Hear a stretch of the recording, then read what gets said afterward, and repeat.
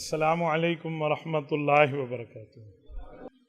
الحمدللہ وکفی والصلاة والسلام علی سید الرسل وخاتم الانبیاء، اما بعد، قال اللہ تبارک وتعالی واما بنعمت ربک فحدث۔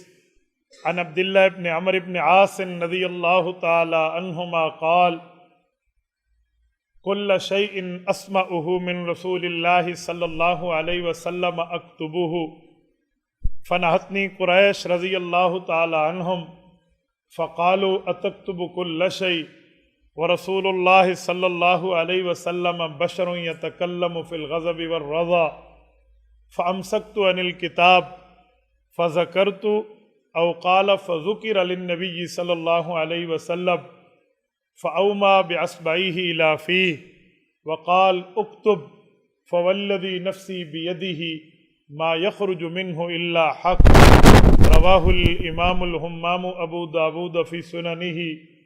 اللهم صل على محمد وعلى آل محمد كما صليت على إبراهيم وعلى آل إبراهيم إنك حميد مجيد۔ اللهم بارك على محمد وعلى آل محمد كما باركت على إبراهيم وعلى آل إبراهيم إنك حميد مجيد۔ میرے معزز طالب علم ساتھیوں، آج 6 مارچ 2023 بروز منگل ہے، بروز پیر ہے، اور ہم یہاں مرکز اہل السنت والجماعت سرگودہ میں موجود ہیں۔ سالانہ دورہ تحقیق المسائل میں آج میں نے جس عنوان پہ آپ کی خدمت میں درس عرض کرنا ہے وہ ہے حجیت حدیث، دا اتھارٹی آف سنہ۔ نبی پاک صلی اللہ علیہ وآلہ وسلم کے فرامین کی اہمیت، ویلیو، حیثیت، مرتبہ، رتبہ، درجہ کہ ہمارے نبی پاک صلی اللہ علیہ وسلم کی بات کی اہمیت اسلام میں کیا ہے، یعنی مذہب اسلام کے اندر نبی پاک صلی اللہ علیہ وآلہ وسلم کے فرامین کو کتنی ویلیو سے دیکھا گیا ہے، اس کے بارے میں پہلے دلائل اور پھر اعتراضات کے جوابات ہوں گے۔ لیکن میں چاہتا ہوں دلائل شروع کرنے سے پہلے میں تھوڑی مسئلے کی تنقیح آپ کی خدمت میں کر دوں، مسئلے کی وضاحت آپ کی خدمت میں کر دوں، تو انشاءاللہ تعالی مشکل نہیں ہے کہ آپ سمجھنے میں کوئی دقت محسوس کریں۔ یہ ابھی تک اس کی فائل تیار نہیں ہے، ساتھی نوٹس اس کی لکھ رہے ہیں، خود میرے پاس بھی فائل موجود نہیں ہے، میں مختلف کتب کا احاطہ اور اپنے ذہن کی وکیبلری سے، ذخیرہ سے آپ کی خدمت میں چند باتیں پیش کر رہا ہوں۔ انشاءاللہ تعالی اس پہ پھر فائل مرتب ہو جائے گی۔ فائل تو نہیں ہے لیکن آپ کی خدمت میں فائل کا متبادل الٹرنیٹ موجود ہے۔ وہ الٹرنیٹ کیا ہے؟ آپ کی جیب میں جو موبائل ہے اس موبائل پر میری گفتگو براہ راست چل رہی ہے۔ مفتی عبدالواحد قریشی اگر آپ فیس بک پہ لکھیں تو آپ کو آج کی گفتگو آسانی سے مل جائے گی، ابھی اس کو سرچ کرنے کی ضرورت نہیں ہے۔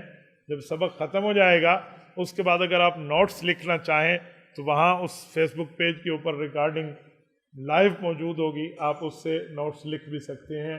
یہ فائل کا الٹرنیٹ ہے، اس کا متبادل ہے، مماثل ہے، اس کا ذل ہے، یہ انشاءاللہ آپ کی مشکل کو آسان کرے گا۔ دوسری بات، آپ اور ہم سبق میں موجود ہیں، اور میرے خیال میں آج 8واں دن ہے یا 9واں دن ہے؟ 9واں دن ہے، ماشاءاللہ۔ 9 نمبر بھی بڑی چیز ہوتی ہے، 9 نمبر سے بڑا نمبر اس دنیا میں نہیں ہے۔ میں ایک بار پھر کہہ رہا ہوں، 9 نمبر سے بڑا نمبر اس دنیا میں نہیں ہے۔ آپ کہیں گے کیسے؟ آؤ میں بتاتا ہوں۔ یہ جو 8 ہے، 8 کو 8 کر لیں، کتنے ہوتے ہیں؟ آپس میں ملاؤ 1 اور 6 کو، کیونکہ 16 میں 1 اور 6 آتے ہیں، کتنے بنتے ہیں؟ 7۔ 8 نہیں بنتے، 7 اور 7 14 بنتے ہیں۔ 1 اور 4 آپس میں جمع کرو، کتنے بنتے ہیں؟ 5 بنتے ہیں، 7 نہیں بنتے۔ 9 کو آپ ملا کے دیکھیں، دنیا کی کسی کاؤنٹنگ میں جائیں، 9 ایکم 9، 9 دونے 18، 18 میں کتنے لفظ ہیں؟ 2، 1 اور 8 ملائیں 9، 9 تیے 27، 2 اور 7 ملائیں 9، 9 چوک 36، 3 اور 6 9، نم نم 81، 8 اور 1 9، پھر تو اس سے بڑا لفظ نہیں ہے، ٹھیک ہے. نہیں مجھے اس لیے یاد ہے کہ حروف ابجد میں میرے نام کا نمبر 9 ہے نا، تو اس لیے مجھے اپنے نمبر کے معاملات یاد ہیں، تو تبھی میں نے کہا نامہ دن ہے آج. ہاں تو آپ اس سبق میں جو موجود ہے نا، ایک بات ذہن میں رکھے، آپ اپنے ذہن سے یہ غلط فہمی نکال دیں کہ دلائل مشکل ہے، مسائل مشکل ہیں. نہ بابا مشکل نہیں ہے، یہ ہو سکتا ہے کہ آپ نے توجہ نہیں دی، آپ کی سمجھ سے تھوڑے اوپر ہے. یہ نہیں ہے کہ مشکل ہے. یہ بات طالب علموں کے طور پہ تمہیں ایک بات سمجھانے لگا ہوں. جو بندہ یہ دماغ میں غلط فہمی رکھ لیتا ہے کہ فلاں دلیل، فلاں کتاب، فلاں مسئلہ، فلاں سبجیکٹ، فلاں مضمون، فلاں عنوان بڑا مشکل ہے، اس کے اور کتاب کے سمجھنے میں اللہ تعالیٰ پردہ ڈال دیتے. انا عند ظن عبدی بھی، حدیث نہیں ہے کہ میں بندے گمان کی طرح ہوتا ہوں. جب آپ گمان یہ رکھیں گے کہ یہ مشکل ہے تو پھر آپ کے لیے آسان کیسے بنے گا؟ آپ کے لیے تو آسان نہیں بنے گا. آپ کو چاہیے آپ پہلے دن سے طے کر لیں کہ آسان ہے، تو بس پھر آسان ہو جائے گا. آپ کہیں گے مجھے ایک بار سمجھ نہیں ہے، دوسری بار پڑھ لو، تیسری بار پڑھ لو، چوتھی بار پڑھ لو، بار بار پڑھ لو، لیکن مشکل نہیں ہے آپ کے لیے، آپ کے لیے بہت آسان ہے. بس ایک دفعہ اپنے ذہن کو بندہ تیار کر لے تو سب کچھ بندے کے دماغ میں آ جاتا ہے. میں کسی جگہ بیٹھا ہوں حفظ کی ترغیب دیتا ہوں تو میں لوگوں کو کہتا ہوں حفظ کرنا مشکل نہیں ہے.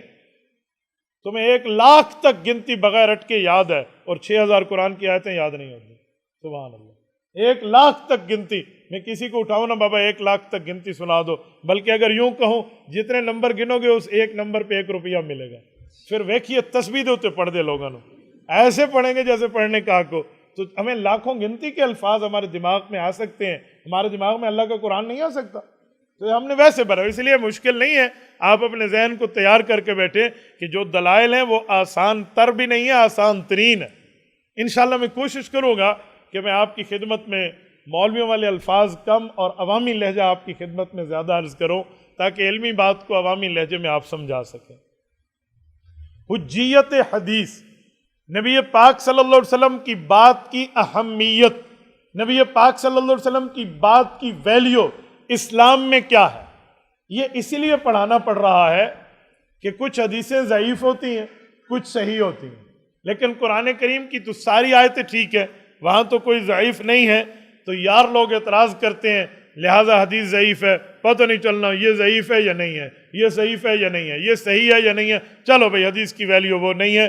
ہم بھی سمجھنا یہ شروع کر دیتے ہیں اچھا جو کچھ ضعیف ہے نا اس کی وجہ سے واقعی کوئی رولا شولا تو آ گیا نا، اس لیے سمجھنا بڑا مشکل ہے. ایسے بے وقوف کو کہو اللہ رب العزت کی کتاب کو تو صحیح مانتا ہے، حالانکہ اس میں کچھ آیات منسوخ بھی ہیں. نہیں ہے منسوخ؟ قرآن کریم کی آیات منسوخ بھی ہیں. شاہ ولی اللہ نے تو چلو 5 پر اتفاق کیا ہے نا، ورنہ تو اس سے زائد کے بھی اقوال موجود ہیں. جب قرآن کے کچھ آیات منسوخ ہیں اور وہ قرآن میں مکتوب ہیں، اس کے بارے میں آپ کا کیا خیال ہے؟ تو اس کے لیے اگر کچھ قواعد ہیں، اصول ہیں، ضوابط ہیں، تو حدیث بھی لاوارث نہیں ہے، اس کے لیے بھی ضوابط موجود ہیں. یہ آپ نہ کہیں کہ حدیث پاک میں کچھ حدیثیں ضعیف ہیں تو چلو سب کو چھوڑ دیں، کوئی پڑھن دی لوڑ کو نہیں چھاڑ دو. یہ کیا مطلب ہے؟ اس کے بھی وارث موجود ہیں بابا، وہ لاوارث نہیں ہے. آپ کے ایک ناخن میں درد ہو جائے تو آپ کے لیے دوائی موجود ہے، آپ کے ایک کان میں درد ہو جائے تو دوائی موجود ہے. نبوت کی حدیث کے متن میں کوئی راوی سند میں کوئی راوی ضعیف آ جائے تو اس کے لیے کوئی اصول نہیں ہے. ایسا نہیں ہو سکتا. اساویل موجود ہوتے ہیں، ضوابط موجود ہوتے ہیں، قوانین موجود ہوتے ہیں. ہاں یہ ہے کہ آپ کی اس تک پہنچ نہیں ہے، آپ کی اس تک رسائی نہیں ہے، تو یہ اس کو غلط نہیں کہا جا سکتا. اس طرح لوگوں کے دماغوں میں منکرین حدیث نے بات ڈالی ہے، تبھی ہمیں یہ پڑھانا پڑ رہا ہے. حجیت حدیث پر ایک بات مزید تنقید کے طور پہ سن لیں کہ یہ جو طبقہ ہے جو احادیث پاک کا منکر ہے، سرے سے نبی کی حدیث کو مانتا نہیں ہے، بچگانہ، فضولیانہ، سطحیانہ ان لوگوں کے اعتراضات ہیں. آپ طالب علم ہیں اس لیے میں پڑھانے لگا ہوں، ورنہ یقین مانیے ٹکے کی ویلیو نہیں دینی چاہیے. 2 منٹ میں بندے کو اس طرح اس کی حیثیت یاد دلا کے بندہ اٹھا دے کہ تو نبی کی بات پر اعتراض کرنے والا آ گیا، تیری حیثیت کیا ہے؟ ایک جگہ میری بات ہوئی، وہ کہنے لگا میں قرآن مانتا ہوں حدیث نہیں مانتا. میں نے کہا کیوں؟ کہتا ہے قرآن کریم تو اللہ کی کتاب ہے اس لیے اس کو مانتا ہوں.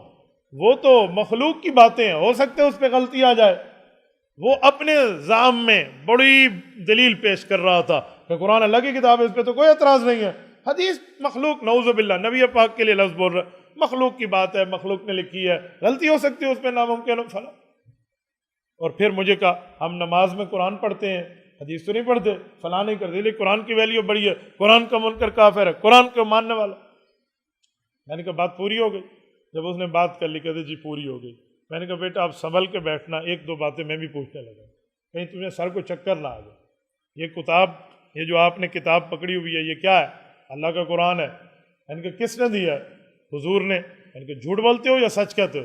سچ کہتا ہوں۔ میں نے کہا اوپر تو لکھا ہوا ہے تاج کمپنی لمیٹڈ، تو تاج کمپنی نے لکھ کے دیا ہے، پاک کمپنی لمیٹڈ، المیزان طبع لاہور، قدیمی کتب خانہ کراچی، یہ کیا ہے؟ قرآن تو چھاپ کے تاج کمپنی نے دیا ہے، تو کہتے حضور پاک نے دیا ہے، حضور کا نام نعوذ باللہ تاج کمپنی ہے۔ کہتے مولوی صاحب یہ انہوں نے چھاپ کے دیا ہے تو اللہ کی کتاب۔ میں نے کہا اللہ نے تاج کمپنی والوں کو دیا، اللہ نے کتاب حضور کو دیا۔ میں نے کہا اس کی دلیل، اس کی دلیل ہے کہاں لکھا ہوا ہے یہی کتاب اللہ نے حضور کو دیا ہے؟ دلیل پڑھو۔ بیٹا تجھے جو بھی ہوگا نا پیغمبر کی حدیث سے ہی ثابت کرنا پڑے گا، تجھے بولنا پڑے گا۔ نبی پاک پہ آیات اتری تھی، صحابہ نے دیکھا تھا تو صحابہ نے حضور سے روایت کی، اسے تو حدیث کہتے ہیں۔ حدیث کا تو حجیت کا انکاری ہے، اتھارٹی آف قول النبی صلی اللہ علیہ وسلم کو تو منکر ہے، اور اس کے بعد قرآن کو اللہ کی کتاب ثابت کر کے دکھا، یہ خالہ جی کے گھر کی بات نہیں ہے۔ اچھا قرآن میں تو غلطی نہیں ہو سکتی۔ میں نے کہا کہاں لکھا ہے اِنَّا نَحْنُ نَزَّلْنَا الذِّكْرَ وَإِنَّا لَهُ لَحَافِظُونَ، ہم نے یہ قرآن اتارا، ہم اس کی حفاظت والے ہیں، اللہ نے فرمایا۔ میں نے کہا ہو سکتا ہے یہ تاج کمپنی نے لکھ کے دیا ہو، یہ لفظ حضور نے دیا ہے، اس کے لیے دلیل۔ تو پتر تجھے پھر بھی حدیث کے دروازے پہ آنا پڑے گا، قرآن کے ثبوت کے لیے بھی حدیث پاک سے دلیل لینی پڑتی ہے۔ یہ جو کہتے ہیں نا کہ قرآن کا ثبوت امت کے اجماع سے ہے، تو بابا اجماع تیسرے نمبر کی دلیل ہے، دوسرے نمبر پیغمبر کی حدیث کا ہے۔ اور ایک بات یہاں مزید بھی عرض کروں، ذوق تازہ رکھنا، دونوں باتوں کے فرق کو سامنے رکھنا، یہ دو باتوں کو ایک نہ کر دینا۔ جو میں جملہ کہنے لگا ہوں بڑا حساس معاملہ ہے۔ جس وقت دلیل دی جاتی ہے تو پہلا نمبر کس چیز کا ہے، قرآن کا یا حدیث کا؟ قرآن کا، یہ طے ہے۔ فَإِنَّ أُصُولِ الْفِقْهِ أَرْبَعَةٌ، کتاب اللہ پہلی ہے، پہلی جب کسی مسئلے کے لیے، کسی عقیدے کے لیے، کسی نظریے کے لیے، کسی شریعت کے بیانیے اور موقف اور اوپینین کے لیے پروف پیش کریں گے، ایویڈنس پیش کریں گے، دلیل پیش کریں گے، تو پہلا نمبر کس کا ہے؟ اللہ کے قرآن کا، اس پہ کوئی دوسری رائے نہیں ہے۔ لیکن جو میری دوسری بات ہے اس کو غور سے سننا، دلیل پیش کرنے میں پہلا نمبر بے شک قرآن کا ہے، لیکن ایمان لانے میں پہلا نمبر حضور کی حدیث کا ہے، قرآن کا نمبر بعد میں۔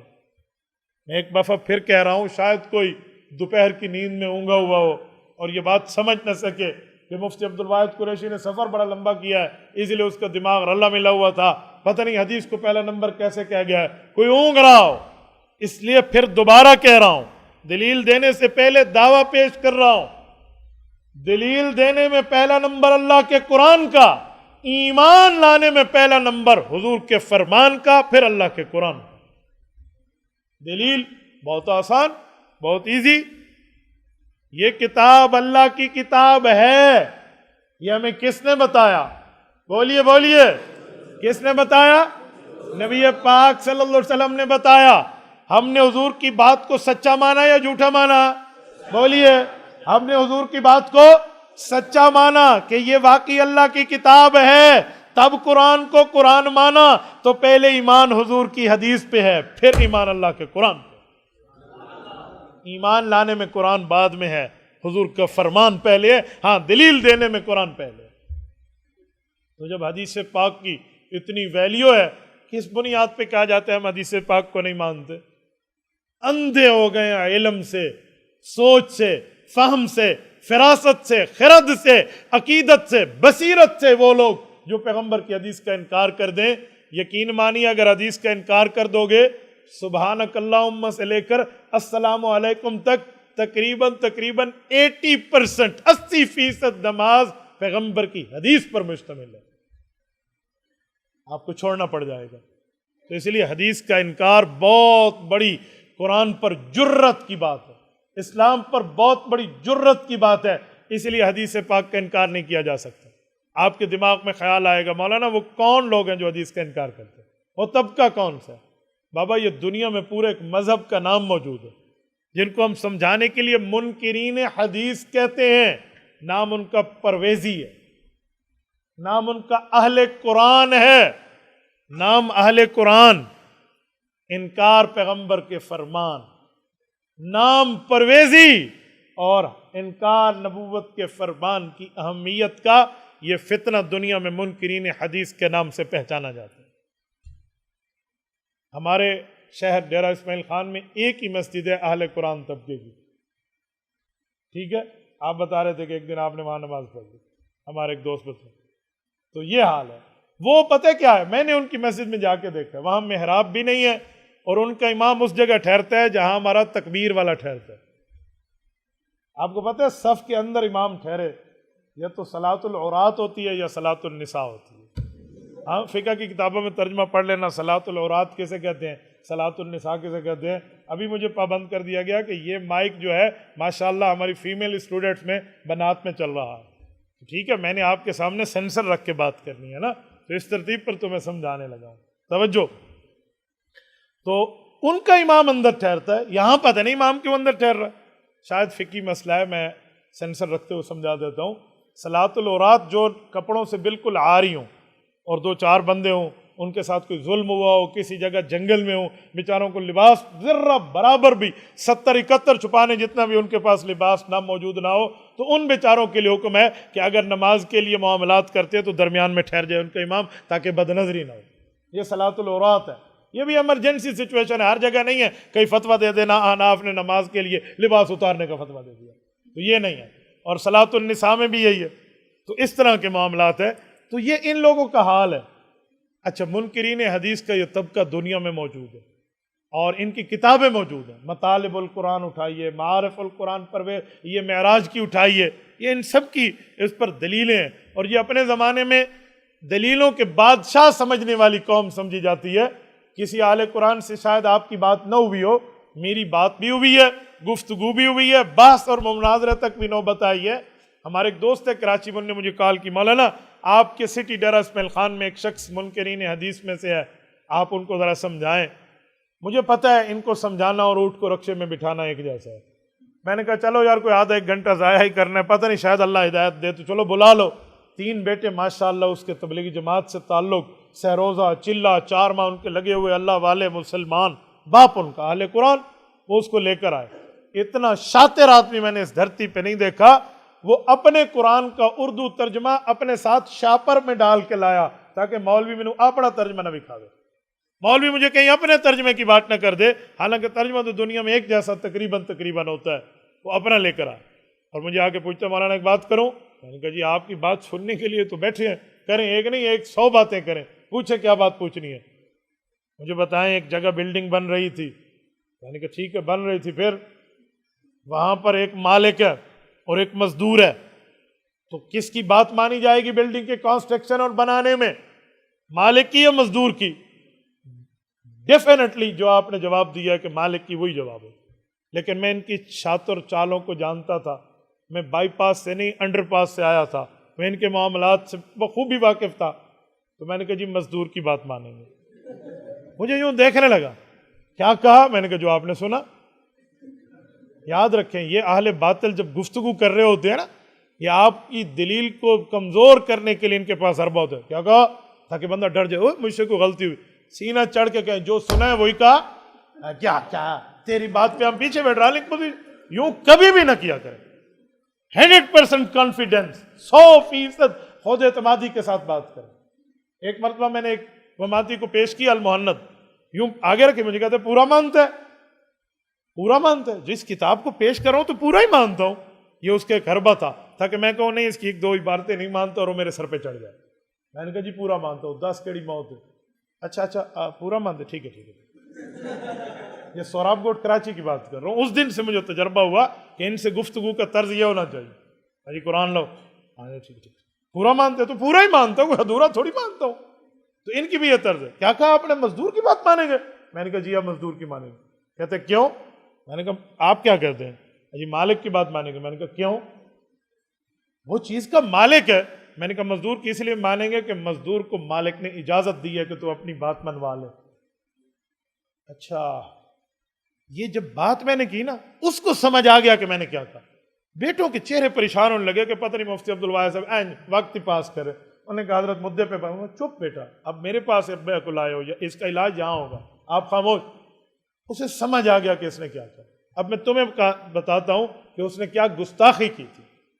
اپنے سوال میں کیا گستاخی کی ہے سمجھانے لگا، جو تم سے بھی ایسے پوچھیں گے. ان کا نظریہ یہ ہے کہ اللہ تعالیٰ اس دھرتی کا مالک ہے، نبی چٹھی رسان ہے، ڈاکیا ہے. وہ اللہ کا خط لے کر آیا ہے جسے قرآن کہتے ہیں. اور جب ڈاکیا اور postman as a postman آ کے گھر میں خط دیتا ہے تو چٹھی رسان کا، ڈاکیے کا، پوسٹ مین کا خط کے ساتھ کوئی تعلق نہیں ہوتا کہ تمہیں خط سمجھا کے دے. اس کا کام ہے خط پہنچا کے دے. یہ بے ایمان کہتے ہیں نبی بھی نعوذ باللہ ایز اے پوسٹ مین ہے، چٹھی رسان ہے، ڈاکیا ہے، بس وہ خط دے گیا ہے. اب ہم سمجھیں گے اللہ کی بات کیا ہے، اس کو سمجھانے کا اختیار نہیں ہے. وہ یہ کہنا چاہتا تھا کہ مالک اللہ ہے، نبوت نعوذ باللہ مزدور ہے، تو مزدور کی بات مانو گے یا اللہ کی؟ تو میں نے اسے کہا جی مزدور کی مانیں گے. کیوں؟ جب مالک نے اس کو اختیار دیا ہوگا. کہاں دیا ہے؟ میں نے پکڑا قرآن کریم اس کا. میں نے کہا او لو سورۃ الحشر آیت نمبر 7 وما آتاکم الرسول فخذوہ، نبی جو دے اسے لے لو. تو میں نے کہا اگر نبوت کے لیے تو مزدوری کا جملہ بھی گستاخی کے طور پہ کہہ دے تو تب بھی اللہ فرماتے ہیں یہ میرے کام کرنے والے ہیں تو اس کی بات مان لو. اس نے جھٹ کے کہا وما آتاکم الرسول فخذوہ، قرآن ہے، نبی جو دے دے اسے لے لو، یہ قرآن ہے. اس میں لکھا ہوا ہے، یہ بخاری ہے، مسلم ہے، مسند احمد ہے، مسند ابو حنیفہ ہے، کتاب الاسحار ہے. اس میں لکھا ہوا ہے ما آتاکم الرسول سے مراد قرآن ہے. ہمارے استاد مکرم امام اہل سنت والجماعت شیخ سرفراز خان صفدر رحمہ اللہ کی کتابیں پڑھے نا، وہاں لکھا ہوا ہے اکثر شعر میں دروغ گورا حافظہ نباشد، کہ جو جھوٹ بولتے ہیں اس کا دماغ کام نہیں کر رہا ہوتا، 50-50 ہوتے، آدھا کام کرتے آدھا نہیں کرتا. تو میں نے اسے کہا وما آتاکم الرسول فخذوہ میں صرف قرآن ہے؟ کہتے جی ہاں، کیونکہ یہ حضور نے دیا ہے، اللہ کا دیا ہوا ہے. میں نے کہا صبر میں تمہیں منہ مانگی موت دینے لگا ہوں. اگلا لفظ کیا ہے؟ وما نہاکم عنہ فانتہوا، نبی جس سے روک دے اس سے رک جاؤ. نبی روکتا تو حدیث میں ہے، لہٰذا اب مان لو. ما آتاکم اگر قرآن ہے، وما نہاکم کیا ہے؟ اگر حضور نے منع کیا قرآن نے، میں تو اللہ نے منع کیا. حضور نے کہاں منع کیا؟ حضور کی منہیات کہاں ہے؟ اسے پیغمبر کی حدیث کہتے ہیں. تو حجیت ماننی پڑے گی. یعنی ایسے یہ بے ایمانین کے الفاظ ان کے لیے بولے، ایسا عجیب قسم کا شجرہ خبیثہ اور طبقۃ الخبیثہ ہے. یہ نبوت کی زبان پر اعتراض کرنے والے بنے ہوئے ہیں، رسالت آپ کی زبان اقدس پر، جس کو رب کریم نے قرآن کریم میں بطور محترم ذکر کیا. لا تحرک به لسانک لتعجل به ان علینا جمعہ وقرآنہ. محبوبم آپ جلدی کر کے اپنی زبان استعمال کر لیتے ہیں کہ میں جلدی قرآن یاد کر لوں ابھی جبرائیل کے پڑھنے سے پہلے. کیوں؟ اگلی نسلوں تک کیسے پہنچے گا؟ ان علینا جمعہ وقرآنہ. محبوب مصطفیٰ آپ پریشان نہ ہوں، یہ آپ کے اللہ کا کام ہے، قرآن جمع بھی کرائے گا، اگلی نسلوں تک بھی پہنچائے گا. تو قرآن کی میں تو رسالت آپ کی زبان اقدس کو کتنے پیار سے تسلی دے کر ان کو پریشانی سے روکا گیا ہے. اس زبان کا معترض، اس زبان پہ اعتراض کرنے والے کی اہمیت کیا ہوگی؟ تو آپ ان کی حیثیت سمجھیں کہ یہ وہ لوگ ہیں. جس وقت آپ حجیت حدیث پر بات کر رہے ہوں گے تو آپ صرف پیغمبر کی بات کا تحفظ نہیں کر رہے. حجیت حدیث حجیت نبوت ہے، آپ بات کا نہیں، آپ حضور کی ذات کا بھی تحفظ کر رہے ہوتے ہیں. صرف نبوت کی بات کا مسئلہ نہیں ہے، یہاں نبوت کی ذات کا بھی تحفظ چل رہا ہوتا ہے. یہ تو چند تنقیحات کی باتیں تھی. میں اب آپ کے سامنے اس کے دلائل رکھنے لگا ہوں اور ان کے سوالات کے جوابات بھی انشاءاللہ. سب سے پہلی بات کہ پیغمبر کی حدیث مانیں، نبوت کا فرمان مانیں، نبوت کے لسان کی بات مانیں، جس کا حضور حکم کرے اس کو اوپر عمل کریں، جس سے روکیں اس سے رک جائیں. قرآن کریم میں کئی جگہ موجود ہے. ایک تو وہی جو میں نے ابھی آیت پڑھی ہے सूरत नंबर 1 कम 60 सूरतुल हश्र, सूरत का पहला रकू 28वां पारा आयत नंबर 7। वमा आताकुमुर रसूल फखुज़ूह वमा नहाकुम अन्हु फंतहू, नबी जो दे दे उसे ले लो, जिससे नबी रोक दे उससे रुक जाओ। खुला खुला हदीस पाक के मानने की और हदीस पाक के मनहियात से रुकने की बात की जा रही है। सिर्फ कुरान की बात होती तो वमा आताकुमुर रसूलों में बात पूरी हो जाती, वमा नहाकुम अन्हु फंतहू का मामला ना होता। तो नबुव्वत की इतनी बातें, और हमने नबुव्वत जो चीज़ हमें दी है वो हमने लिया, चाहे वो कुरान में है या नहीं है। मैं मिसाल देने लगा। मेरे दोस्तों, आप और हम नमाज पढ़ते हैं, मसलन हम जब नमाज पढ़ें तो नमाज में हम कुरान पढ़ते हैं या हदीस पढ़ते हैं? क्या बोलिए, क्या पढ़ते हैं? इन्ना लिल्लाहि व इन्ना इलैहि राजिऊन। मैं अभी भी कह चुका हूं आपको कि 80% हम इसमें हदीस पढ़ते हैं। अल्लाह के घर में बैठा हूं, 12 हदीसें तो मैं आपको यहां गिनवा सकता हूं जो हम नमाज में पढ़ते हैं। हम नमाज में पहली हदीस सना पढ़ते हैं, जो सना है सुब्हानकल्लाहुम्मा बिहम्दिका व तबारक अस्मुका व तआला जद्दुका व ला इलाहा गैरुक। किस पारे में? कोई हाफिज बैठे उठकर मुझे पारा बता दे, फलां पारे में, और बिस्मिल्लाह करे मदीना तैयबा से घड़ी लाया हूं, तोहफे में ले ले। आप दिखा दे मुझे ये आयत कहाँ है। हर आयत पर और हर हदीस पर यही चैलेंज है। मैं 12 हदीसें पेश करने लगा। आप मुझे दिखा दें कि हम बतौर कुरान उसको नमाज में पढ़ते हैं, मैं आपको घड़ी पेश कर दूंगा। आप अल-फजर घड़ी की कीमत गूगल पे सर्च कर लें और आप हमसे ले लें। उसके बाद माशाल्लाह नासिर भाई को पता है ना, ताज़ा ताज़ा मदीना से आए हैं। अल्लाह पाक आप सबको मदीना ले दे, अल्लाह मेरी माओ बहनों को ले दे, अल्लाह आपकी बरकत से अल्लाह ताला हमें भी ले दे। तो मेरे दोस्तों, हम पहली हदीस पढ़ते हैं सुब्हानकल्लाहुम्मा। नमाज में दूसरी हदीस हम तअव्वुज़ पढ़ते हैं, अऊज़ु बिल्लाहि मिनश शैतानिर रजीम। ये कुरान करीम में नहीं है, कोई ढूंढ दे और ये घड़ी ले ले तोहफा मुझसे। है कुरान में अऊज़ु बिल्लाहि मिनश शैतानिर रजीम? कोई दिखा? कुरान में फ़इज़ा क़रअतल कुरआन फ़स्तइज़ बिल्लाह, अऊज़ु बिल्लाह नहीं है। हुक्म तअव्वुज़ है, अल्फाज तअव्वुज़ नहीं है। अल्फाज तअव्वुज़ मोहम्मद मुस्तफ़ा सल्लल्लाहु अलैहि वसल्लम ने दिए, नबी पाक ने दिए हैं। तो हम नमाज में दूसरी हदीस अऊज़ु बिल्लाह पढ़ के पढ़ते हैं। चलो आगे, बिस्मिल्लाह वो आयत है, इन्नहु मिन सुलैमान व इन्नहु बिस्मिल्लाहिर रहमानिर रहीम। हम हर जगह बिस्मिल्लाह को आयत नहीं मानते, याद रखना। अहनाफ का मौकिफ है कि सूरत के शुरू में बिस्मिल्लाह बतौर तोतिया है, बतौर बरकत है, बतौर कुरान नहीं है। कुरान सिर्फ इसी एक जगह है, इस पर अलहदा दलाइल। चलो बिस्मिल्लाह कुरान हो गया। आगे है सूरतुल फातिहा, ये भी कुरान है। आपने शायद तर्क किरात में मौलाना नवाज साहब से सुन लिया हो, कुछ तबका इसे भी कुरान मानने पर तैयार नहीं। क्यों? कहते हदीस में उम्मुल कुरान है। मैंने कहा हजरत आदम अलैहिस्सलाम इंसान है? जी हाँ। तो मैंने कहा नहीं, वो तो अबुल इंसान है। इतनी अजीब दुनिया में नजरिया आ गया है आजकल। तो सूरतुल फातिहा कुरान है, ठीक है। उसके बाद हम आमीन कहते हैं। आमीन कहते हैं या नहीं कहते? आमीन है, कहते हो ना? तो ये जो आमीन है ये कुरान करीम में है। कोई हाफिज मुझे पढ़ के सुना दे भाई आमीन का लफ्ज़ कुरान में।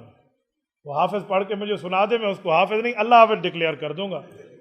एक हाफिज होते हैं और एक अल्लाह हाफिज होता है ना। जिसको कुछ आए जाए वो हाफिज है, जिसको कुछ ना आए वो अल्लाह हाफिज है। हमारे एक दोस्त बता रहे थे, तो फलां आपके मोहल्ले वाला नहीं है वो खुदा बख्श? मैंने कहा जी जी वो चाचा खुदा। कहते हैं हाँ। कहते हैं खुदा बड़ा पक्का हाफिज है। मैंने कहा यार खुदे को तो कुरान देख के भी नहीं आता, तो पक्का हाफिज कैसे? नहीं नहीं बड़ा पक्का हाफिज है। खुदा बख्श नाम है ना, खुदा खुदा उसे कहते। यार कोई तेरे पास सबूत है कि वो हाफिज है? कहते बड़ा सबूत है। मैं कराची से आया हूं परसों, पेशावर पहुंचते तक कोई 200 गाड़ियों के पीछे लिखा हुआ देखा है, खुदा हाफिज, खुदा हाफिज, खुदा हाफिज। मैंने कहा खुदा तुझे गर्क न करे, वो खुदा हाफिज नहीं है, खुदा हाफिज है। अच्छा अच्छा अच्छा अच्छा, ठीक है। तो इसीलिए हाफिज बताए मुझे कि आमीन कुरान में है, नहीं तो फिर वो अल्लाह हाफिज डिक्लेयर हो जाएगा। तो एक हाफिज होता है, एक अल्लाह हाफिज होता है। हो गया, आगे चलिए। नबी पाक सल्लल्लाहु अलैहि वसल्लम की तीसरे नंबर पे हदीस आमीन है। चौथे नंबर पे हम रकू में जाते हैं, सुब्हान रब्बियल अज़ीम व बिहम्दिही, ये हदीस पाक में गिनते जाना। उसके बाद इमाम उठ के कहता है समी अल्लाहु लिमन हमीदा, ये हदीस पाक है। कौन सा नंबर? कौन सा नंबर? 5واں. پھر کہتے ہیں ربنا لکل حمد، یہ حدیث پاک ہے. کون سا نمبر؟ 6. پھر ہم سجدے میں جاتے ہیں سبحان ربی الاعلی وبحمدہ، 7واں نمبر. پھر ہم سجدے سے اٹھتے ہیں 2 سجدوں کے درمیان رب اغفر لی ورحمنی، پڑھنا مستحب ہے. تم نہ پڑھتے ہو اور بات ہے کہ نماز ہو جائے گی، ورنہ یہ بھی حدیث میں ہے. کتنی حدیث ہے؟ 8. پھر اس کے بعد دوبارہ سجدے میں جاتے ہیں، پھر تسبیح پڑھتے ہیں سبحان ربی الاعلی وبحمدہ. کتنی حدیث ہے؟ پھر اس کے بعد بیٹھتے ہیں التحیات پہ. التحیات میں بیٹھنے کے بعد مکمل التحیات تشہد پڑھتے ہیں. پڑھتے ہیں نہیں پڑھتے؟ یا التحیات للہ والصلوات والطیبات مکمل حدیث ہے، پورے قرآن میں کہیں نہیں ہے. کتنی حدیثیں؟ کتنی؟ 10. تلک عشرۃ کاملہ سے آگے چلیے. اس کے بعد ہم پڑھتے ہیں درود ابراہیمی، یہ اللہم صلی علی محمد اللہم بارک. یہ جو درود پاک ہے قرآن کریم میں درود کا حکم ہے، الفاظ درود نہیں ہے. صلو علیہ وسلم تسلیما، آیت نمبر 56 سورت نمبر 33 سورت احزاب پارہ نمبر 22. رب نے حکم درود دیا ہے، الفاظ درود میرے مصطفیٰ نے دیے ہیں. تو یہ 11ویں نمبر پہ پیغمبر کی حدیث ہے. اس کے بعد ہم سلام پھیرتے ہیں السلام علیکم ورحمۃ اللہ. یہ جو سلام ہے یہ 12ویں نمبر پہ نبی کی حدیث ہے. 1 درجن حدیثیں ہم نماز میں پڑھتے ہیں. اور اگر آپ کہتے ہو یہ قرآن میں ہے تو مجھے دکھا دیں اور آپ گھڑی انعام میں لے لیں. گھڑی لے لیں لیکن گھڑی بیچنی نہیں ہے، ٹھیک ہے؟ سمجھ گئے نا؟ تحفے ہمارے ہاں بیچے نہیں جاتے، ہمارے ہاں تحفوں کو سنبھال کے رکھا جاتا ہے. ہم تحفوں کے قدردان لوگ. اللہ آپ کو خوش رکھے.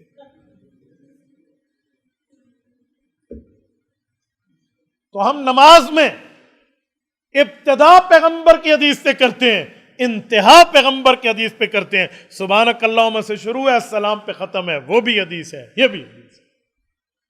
تو ہم حدیث پاک کی تو اتنی اہمیت کے قائل ہیں. ہو گیا؟ تو وما آتاکم الرسول فخذوا وما نہاکم عنہ فانتہوا، قرآن کریم کی پہلی دلیل آپ کی خدمت میں رکھی ہے. آؤ حدیث پاک کی حجیت پہ قرآن کریم کی دوسری دلیل، توجہ رکھنا. رب کریم نے نبی کریم صلی اللہ علیہ وآلہ وسلم پر جو حکم نازل فرمائے ہیں، ان احکامات میں کچھ حکم وہ ہیں جو قرآن کریم میں ہیں، کچھ حکم وہ ہیں جو نبی پاک صلی اللہ علیہ وآلہ وسلم کی احادیث میں ہے. اور نبی پاک صلی اللہ علیہ وسلم کی احادیث میں اللہ تعالیٰ نے وہ احکام نازل کر کے آپ کو اور مجھے ماننے کے حکم پر پابند کر دیا. یہ 22واں پارہ ہے، سورت نمبر 33 سورت احزاب ہے، پہلا صفحہ ہے. رب کریم نے قرآن کریم سورت احزاب میں آیت نمبر 36 کے اندر فرمایا وَمَا كَانَ لِمُؤْمِنٍ وَلَا مُؤْمِنَةٍ إِذَا قَضَى اللَّهُ وَرَسُولُهُ أَمْرًا أَن يَكُونَ لَهُمُ الْخِيَرَةُ مِنْ أَمْرِهِمْ وَمَن يَعْصِ اللَّهَ وَرَسُولَهُ فَقَدْ ضَلَّ ضَلَالًا مُبِينًا. فرمایا کوئی مرد مؤمن رہنا چاہتا ہے، کوئی خاتون مؤمنہ رہنا چاہتی ہے، تو جب نبی فیصلہ کر دے یا اللہ فیصلہ کر دے، آپ کو اس کے فیصلے پر کسی قسم کی گنجائش کا اختیار نہیں ہوگا. یہاں فیصلے 2 ہیں، اذا قضى اللہ، اللہ کا فیصلہ، ورسولہ، اس کے نبی کا فیصلہ. مجھے بتائیں اگر صرف قرآن ماننا تھا، نبوت کا فرمان نہیں ماننا تھا، تو اذا قضى اللہ پہ بات پوری ہو گئی تھی، ورسولہ پہ کیوں آیا؟ تو قضى اللہ ہو یا قضى الرسول ہو، فیصلہ خداوندی ہو یا فیصلہ نبوت ہو، فیصلہ آور گاڈ ہو یا فیصلہ آور میسنجر، ڈیسیجن نبوت صلی اللہ علیہ وسلم کی بات ہو یا اللہ کا فیصلہ ہو، اسے تسلیم کرنے پر مؤمن مؤمن رہے گا، مؤمنہ مؤمنہ رہے گی. اور اگر اللہ رسول کے فیصلے کا انکار کر دیا، وَمَن يَعْصِ اللَّهَ وَرَسُولَهُ فَقَدْ ضَلَّ ضَلَالًا مُبِينًا. اسے عربی میں کہتے ہیں مفعول مطلق، فورسیبل سینٹنس، مضبوط ترین جملہ بول کے فرمایا اس شخص کی گمراہی میں تو کسی کو شک ہی نہیں ہونا چاہیے. تو اس سے پتہ چلا نبوت کا فیصلہ بھی ماننا ہے جیسے اللہ کا فیصلہ ماننا ہے. کیا مانا؟ اس سے پتہ چلتا ہے کہ حدیث پاک کا فیصلہ جو نبی پاک کر دیں اس کو تسلیم کرنا پڑے گا، اور پھر بندے کے پاس اس کے خلاف گنجائش ہے. اچھا گنجائش کسے کہتے ہیں؟ فیصلہ ہو جائے نا عدالت میں تو پھر اس کے بعد ایک ہیلا ہوتا ہے. کیا ہوتا ہے؟ نظر ثانی کی اپیل کہتے ہیں نا، اسے عدالتی زبان میں کہتے ہیں ریویو پٹیشن، نظر ثانی کی اپیل. اجی فیصلہ پھر پڑھ لو، پھر سن لو، ہو سکتے کوئی چیز دلیل سے ہٹ گئی ہو، اسے کہتے ہیں نظر ثانی۔ تو رب نے فرمایا ان یکون لہم الخیرۃ من امرہم، فیصلہ رب فرما دے یا فیصلہ محمد مصطفیٰ صلی اللہ علیہ وسلم فرما دے، تم ریویو پٹیشن میں نہیں جا سکتے، نظر ثانی کی اپیل میں نہیں آ سکتے۔ یہ وہ عدالت ہے۔ اس حد تک پیغمبر علیہ الصلوۃ والسلام کی حدیث کی اہمیت ہے، اور ہمیں کہا جاتا ہے جی نبی کی حدیث کی کوئی ویلیو نہیں ہے، بس قرآن مان لو۔ سبحان اللہ، اپنے ایمان پہ رندہ چلا لو، اپنے ایمان کو برباد کر لو، اپنے ایمان کے معاملات کو ختم کر لو۔ یہ کیسے ہو سکتا ہے کہ ہم نبوت کے فیصلے کا انکار کر دیں؟ یاد رکھیں، اگر فیصلہ نبوی کا انکار ہوا تو فیصلہ خداوندی کا آٹومیٹیکلی انکار ہو جائے گا، کیونکہ حضور پاک علیہ السلام اللہ کے نمائندہ ہیں، اللہ کے ایمبیسیڈر ہیں، اللہ تعالیٰ کی بات کو ریپرزینٹ کر رہے ہیں ہمارے نبی پاک علیہ السلام، تو حضور پاک کی بات اللہ کی بات۔ چلیں، ہو گیا۔ تیسری دلیل پہ آئیے، نبی پاک صلی اللہ علیہ وسلم پر رب کریم نے قرآن کریم نازل فرمایا ہے، اور اس میں رسالت مآب علیہ الصلوۃ والسلام کو اللہ تعالیٰ نے حضور کی زبان پہ ہمیں وہ مقام، وہ معاملہ، وہ درجہ عطا فرمایا ہے کہ اگر کوئی شخص رسالت مآب علیہ الصلوۃ والسلام کے فیصلے کے خلاف اپنے دل میں بات لاتا ہے، اور اپنے دل میں اتنی بات لا کے وہ کہتا ہے کہ میں نبوت کے فیصلے کو زبان سے تو انکار نہیں کرتا، لیکن نبی کے فیصلے کو میں دلی طور پہ انکار کر دوں، رسول اللہ صلی اللہ علیہ وسلم کے فیصلے کے خلاف دل میں تنگی لاتا ہے، دل میں حرج لاتا ہے، دل میں کسی قسم کا کوئی معاملہ لاتا ہے، تو کیا نبوت کے فیصلے پر دل میں کسی قسم کی برائی لانا، دل میں پیغمبر کے خلاف کوئی بات کرنا، اس کی گنجائش ہے؟ چلو نظر ثانی کی اپیل نہیں ہے، ریویو پٹیشن میں نہیں جاتے نبوت کے فیصلے کے خلاف، تو دل میں کچھ کہہ لیں۔ آؤ، یہ سورت نمبر 4 سورت نساء ہے، اور آیت نمبر 65، آیت نمبر پاکستانیوں 65 میں آپ کی جنگ ہوئی ہے، اس لیے یاد کر لینا، یا 100 روپے سے 35 نکال لو، پیچھے 65 بچتے ہیں، اس حوالے سے آیت یاد ہو جائے گی۔ اور سورت نمبر 4 خلفائے راشدین کی خلافت سے یاد کر لینا۔ تو سورت نمبر 4 سورت نساء آیت نمبر 65، رب کریم فرماتے ہیں فَلَا وَرَبِّكَ لَا يُؤْمِنُونَ حَتَّى يُحَكِّمُوكَ فِي مَا شَجَرَ بَيْنَهُمْ ثُمَّ لَا يَجِدُوا فِي أَنفُسِهِمْ حَرَجًا مِّمَّا قَضَيْتَ وَيُسَلِّمُوا تَسْلِيمًا۔ یہ بھی مفعول مطلق ہے، جیسے ظل ظلالا مبینہ تھا، فورسیبل سینٹنس، مضبوط ترین جملہ۔ کیا معنی؟ اس کا شان نزول تو آپ لوگ جانتے ہیں، میں اب شان نزول کے معاملے میں پڑھ جاؤں تو ایک لمبا واقعہ حضرت عمر رضی اللہ عنہ والا آ جائے گا، بس اتنی بات ذہن میں رکھیں، حضرت عمر رضی اللہ عنہ نے فیصلہ نبوی سے پہلے اس منافق کے لیے جو فیصلہ کیا تھا، اللہ نے عمر کی تائید میں آیت اتاری ہے۔ اس کے بعد حضور پاک کا فیصلہ بھی آ گیا، نبی پاک علیہ السلام نے بھی تائید کر دی کہ عمر جو کام تو نے فرش پہ کیا ہے، رب نے عرش سے اس کی تائید کی ہے، یہ آیت اتری تھی۔ تو اس آیت میں کیا فرمایا؟ فَلَا وَرَبِّكَ، ہمیں آپ کے رب کی قسم۔ کیا ترجمہ؟ ہمیں آپ کے رب کی قسم۔ اللہ یوں بھی تو کہہ سکتے تھے مجھے میری قسم، یوں نہیں فرمایا۔ نسبت مصطفیٰ قائم کس بنیاد پہ آیت میں کی ہے؟ بتلانے، سمجھانے، سنانے کے لیے ایک مثال دے رہا ہوں۔ بیٹے کو باپ کہے بیٹا یہ تیرا ہے، تحفہ ہے، میں تیرے لیے لایا ہوں، ایک انداز یہ ہے، ایک انداز یہ ہے میرے بیٹے تیرا باپ تیرے لیے لے آیا ہے۔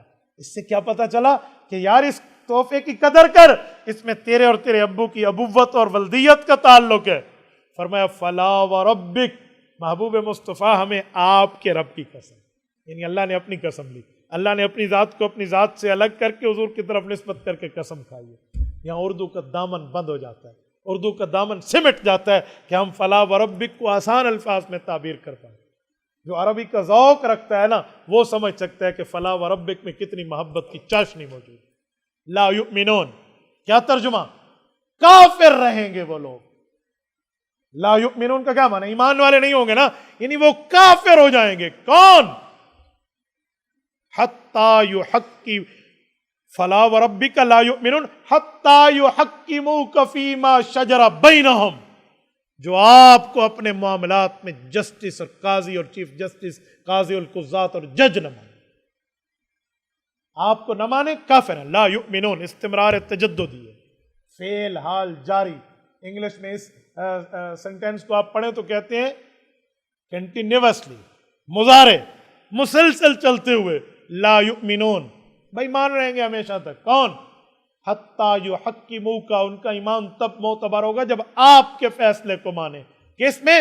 فیما شجر بینہم، اپنے معاملات میں، اپنے الٹے سیدھے معاملات میں.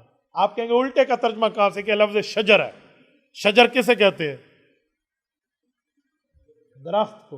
اور درخت کی شاخیں کہیں یوں جاری ہوتی ہے، کوئی یوں جاری ہوتی ہے، تو مختلف قسم کے جو معاملات ہیں. اس کے ایک ترجمہ یہ بھی ہے کہ مشاجرات میں صحابہ کرام کی باتوں کو مشاجرات اس لیے کہتے ہیں کہ درخت کی جو لڑیاں ہوتی ہیں وہ ہوا سے آپس میں ٹکر رہی ہوتی ہیں.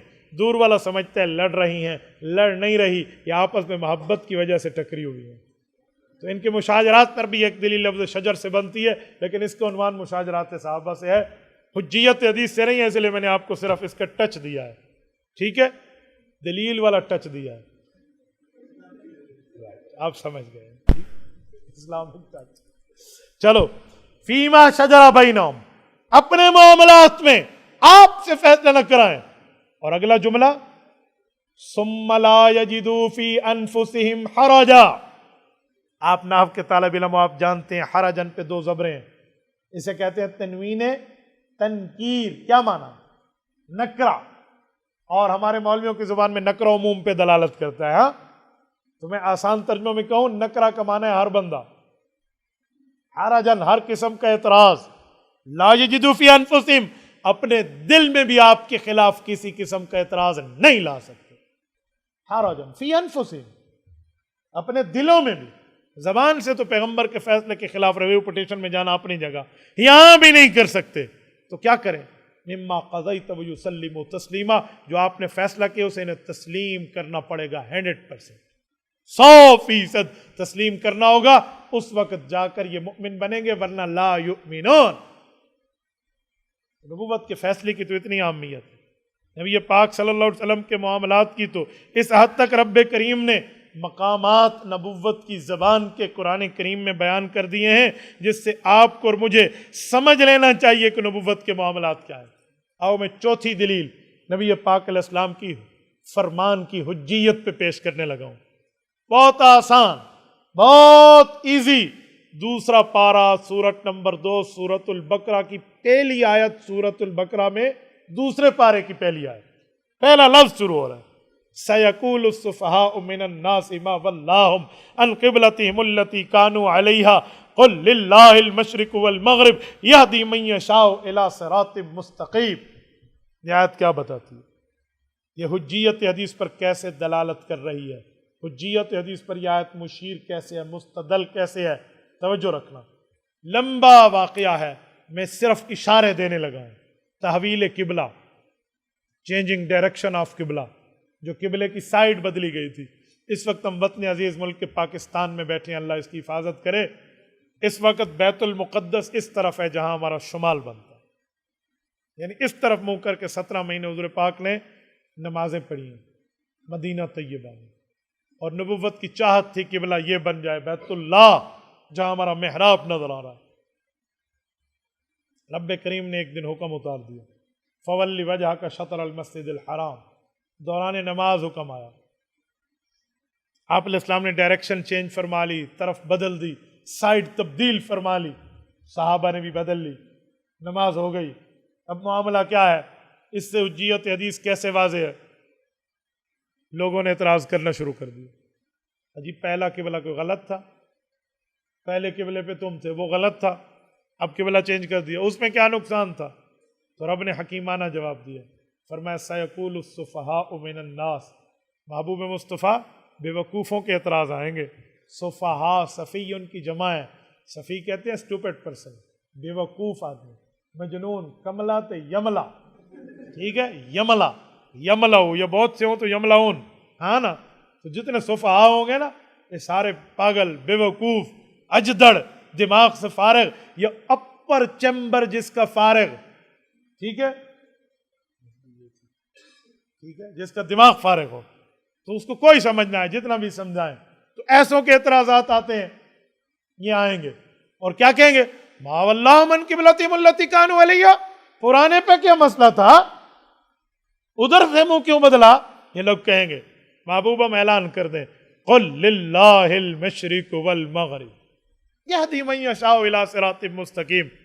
توانوں کی آپ کو کیا ہے؟ اللہ مشرق کا حکم دے یا مغرب کا حکم دے، اللہ جانے، اللہ کا رسول جانے، تمہیں کیا پرابلم ہے؟ کوئی یعنی پرابلم ہے تو دسوں کو کھرا کہتے کوئی گل کرو نا. کوئی معاملہ ہے کسی بھائی مان کو تو وہ بات کرے کہ کون سی ہے، پھر اس پر بھی فیصلہ کر لیا جائے گا. ہاں طب کے اندر نام ہوتے ہیں نا، تو یہ بھی فیصلہ کر لیں گے. کیا مسئلہ ہے آپ کو؟ یہدی من یشاء الی صراط مستقیم، جس کو رب چاہے گا سیدھے راستے پہ رکھ کے دکھائے گا، اور تم اس جیسی باتوں کے اعتراضات کرتے رہو گے. یہ اصولی جواب تو ہو گیا. جو جواب میں سمجھانے لگا ہوں اس عنوان پہ اس کو دلیل بنا کر مستدل جسے کہتے ہیں پروف، ایز ایویڈنس، ثبوت کے طور پہ پیش کرنے لگا ہوں. وہ کیسے ہے؟ یہ اگلا لفظ ہے جس میں رب کریم نے فرمایا وَكَذَلِكَ جَعَلْنَاكُمْ أُمَّةً وَسَطًا لِتَكُونُوا شُهَدَاءَ عَلَى النَّاسِ وَيَكُونَ الرَّسُولُ عَلَيْكُمْ شَهِيدًا وَمَا جَعَلْنَا الْقِبْلَةَ الَّتِي كُنْتَ عَلَيْهَا إِلَّا لِنَعْلَمَ مَن يَتَّبِعُ الرَّسُولَ مِمَّن يَنقَلِبُ عَلَىٰ عَقِبَيْهِ. یہ آیت کیا بتاتی ہے؟ رب کریم نے فرمایا یہ حکم تو میں نے دے دیا، حکم قرآن میں آ گیا، فَوَلِّ وَجْهَكَ شَطْرَ الْمَسْجِدِ الْحَرَامِ، قبلہ بیت اللہ بنا لو. یہ تو آیت موجود ہے، لیکن جو پچھلا قبلہ تھا وَمَا جَعَلْنَا الْقِبْلَةَ الَّتِي كُنْتَ عَلَيْهَا، نبی پاک جس طرف پہلے منہ کر کے نماز پڑھ رہے تھے، پڑھا رہے تھے، وہ قبلے کا حکم بیت المقدس کا بھی اللہ فرماتے ہیں ہم نے دیا تھا. بیت المقدس کا حکم کس نے دیا؟ آخر شخص تک مجھے جواب چاہیے، توجہ چاہیے. بیت المقدس کا حکم وما جعلنا القبلۃ التی كنت علیہا، رب فرماتے ہیں بیت المقدس کا حکم کس نے دیا تھا؟ اللہ نے. چیلنج سے کہتا ہوں کھولو پورے قرآن کو، الحمد کی الف سے والناس کی سین تک، 114 سورتوں میں 86 مکی 28 مدنی کھول لو، 520 رکوع کھول لو، 120 پاؤ کھول لو، 7 منازل 30 پارے کھول لو. نہ کسی پارے میں، نہ کسی سورت میں، نہ کسی آیت میں، نہ کسی رکوع میں، نہ کسی قرآن کے صفحے میں یہ حکم موجود ہے کہ اس طرف منہ کر لو بیت المقدس کی طرف. یہ حکم موجود نہیں ہے. تو جب موجود نہیں ہے قرآن میں تو رب نے یہ کیوں کہا وَمَا جَعَلْنَا الْقِبْلَةَ الَّتِي كُنْتَ عَلَيْهَا؟ وہ حکم اللہ نے دیا تھا. اللہ کا حکم تو قرآن میں ہوتا، اللہ کا حکم تھا تو قرآن کریم میں ہوتا. وہ حکم یہاں موجود کیوں نہیں ہے؟ دو جواب ہیں. ایک جواب کافرانہ سوچ کی عکاسی کرتا ہے، ایک مسلمانہ اسلامیانہ سوچ کا محور ہے. کافرانہ سوچ یہ ہے کہ نبی پاک کے ساتھیوں نے قرآن میں تبدیلی کر لی تھی. کئی ایسے ترجمے موجود ہیں، مقبول حسین دہلوی جیسے ترجمے آپ کو ملیں گے کہ شراب خور خلفاء نے نعوذ باللہ قرآن کو بدل دیا تھا. ایک جواب تو یہ، اسے تو اسلام ایکسیپٹ نہیں کرتا کہ قرآن بدلا گیا ہے. قرآن کی حفاظت تو اللہ کے ذمہ، انا نحن نزلنا الذکر وانا لہ لحافظون. حفاظت پخپلکو، ہاں ہم نے اس کی حفاظت کرنی ہے. ایسے ہی کہتے ہیں کہ نہ میں نے غلط کہہ دیا؟ صحیح بات ہے. ہاں زبردست. مونگا دا قرآن پاک نازل کری دی دی حفاظت پخپلکو، ایسے ہی ہے. چلو ماشاءاللہ آج سٹارٹ ہو گئی ہماری پشتو. انا نحن نزلنا الذکر وانا لہ لحافظون، اس کی حفاظت اللہ کے ذمہ. تو پھر یہ قرآن میں آیت موجود کیوں نہیں ہے؟ اسلامیانہ جواب، ایمان یافتہ جواب وہ ایک ہی ہے. وہ کیا ہے؟ فرمایا قرآن کریم نے جو کہا ہے نا کہ وہ حکم ہم نے دیا تھا، حکم حضور نے دیا تھا. حضور نے جو بات کی ہے وہ حدیث میں کی ہے، تو حدیث کو بھی اللہ اپنی بات فرما رہے ہیں. وما جعلنا جمع متکلم، حدیث کی بات کو بھی اللہ نے کس کی بات فرمائی ہے؟ اپنی بات فرمائی ہے. اس سے پتہ چلا نبی پاک صلی اللہ علیہ وآلہ وسلم کی بات بھی اللہ کی بات ہے. اس سے بڑی حجیت حدیث کی دلیل اور کہاں سے؟ اور اگلا جملہ یہ بھی کہو، لگے ہاتھوں منہ مانگی موت ان کو ملے جو پیغمبر کی حدیث کے منکر ہوں. ظالمو، تمہارا دل تو پیغمبر علیہ السلام کی ایمان اور محبت سے خالی تھا، تمہاری سوچ عقل سے خالی ہے. تم پاگل ہو. کیوں؟ خدا نے فرمایا سیقول السفہاء، بے وقوف کہے گا۔ پتہ چلا جو پیغمبر کی حدیث پہ بھونکے ایمان سے تو فارغ ہے، عقل سے بھی فارغ ہے۔ سیقول السفہاء، کملے تے یملے نال کیڑی گل کرنی ہے؟ ہاں اس کے ساتھ کیا بات کرنی ہے؟ اس سے تو پوچھنا ہے ٹوئنکل ٹوئنکل لٹل اسٹار، اڑ جا دفعہ ہو جا تیری ایسی تیسی گل۔ بس یہ تو اس لفظ نے ان پر ایسی کی تیسی پھیر کے رکھ دی ہے، کچھ بھی نہیں بچا۔ تو جو بندہ اس طرح بات کرے تو آپ سمجھ جائیں اس کا اپر چیمبر فارغ ہے۔ آگے چلیں تو یہ حدیث پاک پر دلیل کون سی تھی؟ چار ویسے خلفاء راشدین ہم پوری کر سکتا ہوں، 5ویں بھی لے لیں، ویسے 5 نمازیں بھی ہیں، ہاں اس کی بھی ایک چیز لے لیں۔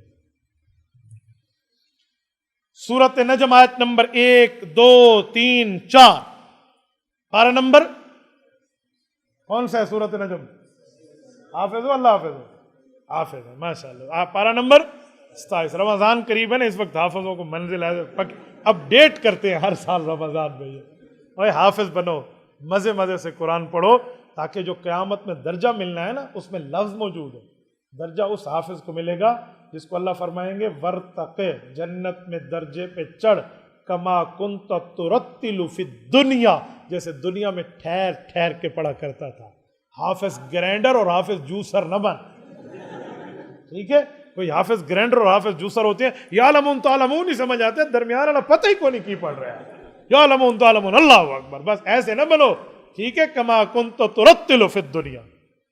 تو سورۃ نجم پارہ نمبر 27، والنجم اذا ہوا ما ضل صاحبکم وما غوا وما ينطق عن الہوا ان هو الا وحی یوحی والنجم اذا ہوا، اس ستارے کے طلوع ہونے اور گرنے کی قسم، ما ضل صاحبکم وما غوا، تمہارا نبی اس دین کو لے کر گمراہی پہ نہیں گیا، وما غوا، اور نہ ہی نبوت کو اس مسئلے میں کوئی عقل کے معاملے میں تبدیلی محسوس ہوئی ہے، جی نہیں۔ کیوں؟ وما ینطق، یہ جو بات کرتے ہیں، عن الہوا، اپنی طرف سے نہیں کرتے، ان هو الا، مگر وحی یوحا، ان کی زبان پہ تمہارا رب بول رہا ہوتا ہے۔ وحی یوحا کا اور معنی کیا ہے؟ اللہ کی وحی ہے، زبان مصطفیٰ پہ خدا بول رہا ہے، گفتو گفتہ اللہ بود، گرچہ از حلقوم عبداللہ بود، چاہے زبان اقدس صلی اللہ علیہ وسلم ہے لیکن اس پہ ہمارا اللہ بول رہا ہے۔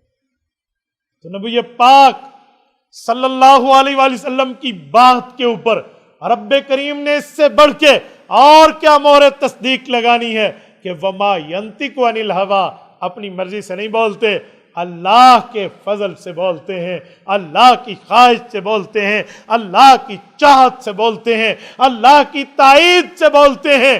یہ نبی پاک صلی اللہ علیہ وسلم کی بات کی اہمیت۔ اور سنیں اگلا جملہ، یہ وما ینطق ہے، وما یتکلم نہیں ہے۔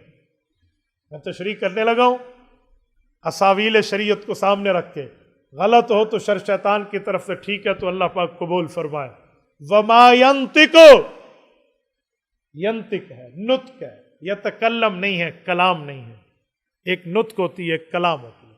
کلام کسے کہتے ہیں؟ مرکب مفید یا غیر مفید؟ نحو بھی پڑھیے کہ کوئی نہیں پڑھی؟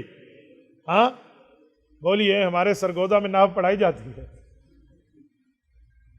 ہمارے ایک دوست ہے، وہ با کے اوپر جر آئی تو اس نے زبر پڑھ دی، تو ہمارے استاد جی کہنے لگے کراچی میں با پہ جر آ تو پھر زیر ہی پڑھتے ہیں۔ کراچی بیٹھے تھے نا اس وقت، اب تو سرگودا میں ہو۔ تو میرے دوستو، وما ینطق کلام نہیں ہے، وما یتکلم، وما ینطق ہے۔ وجہ کلام کہتے ہیں مرکب مفید، کمپلیٹلی سینٹینس، مکمل جملہ۔ انکمپلیٹ سینٹینس، جو نامکمل جملہ ہو، اس کو کہتے ہیں نطق۔ مرکب غیر مفید، مرکب ناقص، مرکب تام نہیں ہے۔ اوکے، سمجھ آئی یا نہیں آئی؟ یا تمہارا حال وہ ہے، ایک بندے نے دوسرے سے پوچھا، اوے مولوی ہے؟ اس نے کہا جی ہاں۔ کہا زارابا کون سا صیغہ ہے؟ اس نے کہا میں نے تمہیں پہلے کہا تھا مجھے منطق نہیں آتی۔ اس نے کہا تیری لوگو، اس کا معنی تجھے صرف بھی نہیں آتی؟ یہ تو منطق سیکھا، منطق میں پوچھا جاتا ہے، صرف میں پوچھا جاتا ہے۔ یہ ہو اب اس کے بندے کا دنیا میں بندہ کیا علاج کرے؟ اجی مجھے منطق نہیں آتی۔ اور دوستو، ہمارے ایک دوست ہیں، مجھے بتا رہے تھے کہ میں ثالثہ میں پڑھا رہا ہوں قافیہ، تو قافیہ پڑھاتے ہوئے میں نے بتایا کہ اخفش یوں کہتے ہیں، مبرد یوں کہتے ہیں، امام مبرد امام اخفش، وہ ان کے دلائل بتائے کہ یہ منصوبات اور مجرورات اور مرفوعات کے فرق پر۔ کہتے ایک طالب علم نے کہا استاد جی فتویٰ کس قول پہ؟ کہتے میں نے پیٹ پکڑ لیا، ہنس کے تو فقہ تھوڑی پڑھ رہا ہے کہ فتویٰ کس قول پہ، دوستو جی فتویٰ کے قول پہ۔ انہوں نے بڑی تیر مارا ہے، ٹھیک ہے، تو بہت سی ایسی چیزیں ہوتی ہیں، اللہ محفوظ رکھے۔ تو وما ينطق عن الهوى، ابھی مکمل جملہ نہ بھی ہو تب بھی فرمایا گیا، تو پتہ چلا وما يتکلم ہوتا تو پورا جملہ۔ اللہ فرمانا چاہتے ہیں نبی آدھا جملہ بولے اس پر بھی اللہ کا پیرا ہے، چہ جائے کہ وہ پورا جملہ بولے۔ وما ينطق عن الهوى، نطق کا اطلاق تو اس بات پہ بھی ہوتا ہے جو سمجھ بھی نہ آئے، علمنا منطق الطیر، اس میں تو پرندے کی زبان پہ بھی نطق کا اطلاق ہوا ہے۔ آپ اور ہم پرندے کی زبان سمجھتے ہیں؟ کہاں سمجھتے؟ تو جو جملہ سمجھ بھی نہ آئے وہ بھی بول دیں تو بھی اللہ کی طرف سے ہے، چہ جائے کہ نبی پاک علیہ السلام پورے جملے کو ارشاد فرما دیں، پورا جملہ بتا دیں، تو نبی پاک صلی اللہ علیہ وسلم کا پورے جملے کی ادائیگی کرنا اس پر بھی اللہ کا پہرا ہے، اس پر بھی اللہ کا پہرا ہے۔ توجہ رکھنا، ہو گیا؟ یہ تو قرآن کریم کی 5 آیات سے میں نے استدلال آپ کی خدمت میں کیا ہے۔ ایک حدیث پاک بطور برکت، ایک حدیث پاک وہ جو میں نے خطبے میں پڑھی ہے وہ بھی ذرا ہو جائے آپ کی خدمت میں، تاکہ پتہ چلے نبوت کے دور میں قرآن بھی لکھا جاتا تھا، حضور کا فرمان بھی لکھا جاتا تھا۔ جو کہا جاتا ہے نا کہ نبی کے دور میں فرمان نہیں لکھتے تھے، ان کی جڑ کاٹ کے رکھ دیں۔ کچھ کہتے ہیں نہیں حدیث پاک میں، یہ اعتراض کو حل کرنے لگا ہوں، کہتے ہیں حدیث پاک میں ہے، حضور پاک نے فرمایا تھا لا تکتبوا انی غیر القرآن، قرآن کے علاوہ مجھ سے نہ لکھو، تو آپ حدیثیں لکھنے کی بات کیسے کرتے ہیں؟ میں نے کہا سن لو بابا، یہ 3 حدیثیں ہیں، تینوں کی سندات اٹھا، ٹھیک ہے، تینوں میں جا کر دیکھ لے تو پوری بات سمجھ آتی ہے۔ یہ ان لوگوں کو کہا تھا جو قرآن اور حدیث ایک ہی رسم الخط میں لکھتے تھے، تاکہ پتہ نہیں چلے گا حدیث کون سی ہے، آیت کون سی ہے۔ لیکن جو صحابہ کرام قرآن اور حدیث کو علیحدہ علیحدہ رائٹنگ میں لکھ سکتے تھے، ماہر کاتب تھے، بہترین خوشنویس تھے، ان کو حدیث بھی لکھنے کا حکم تھا، قرآن بھی لکھنے کا حکم۔ ٹھیک ہو گیا؟ تو اعتراض نہیں رہتا۔ یہ کتاب ہے سنن ابی داود، امام سلیمان ابن اشعث السجستانی رحمہ اللہ، ٹھیک ہے، المتوفی 279 ہجری، امام ابو داود رحمۃ اللہ۔ کوئی بتا سکتا ہے یہ پوری دنیا میں کس ملک کے رہنے والے تھے؟ سچ کہہ رہے ہیں؟ یہ کہہ رہے ہیں سجستان ایران میں ہے، ٹھیک کہہ رہے ہیں؟ آپ بڑے سیانے ہو، تسی نے نفی سر ہلاندے ہو نہ اس بات ہے، جیسی پھنس جا رہا ہے۔ وہ ٹھیک کہہ رہے تھے، وہ ایران کے رہنے والے ہیں، سجستان ایران میں ہے۔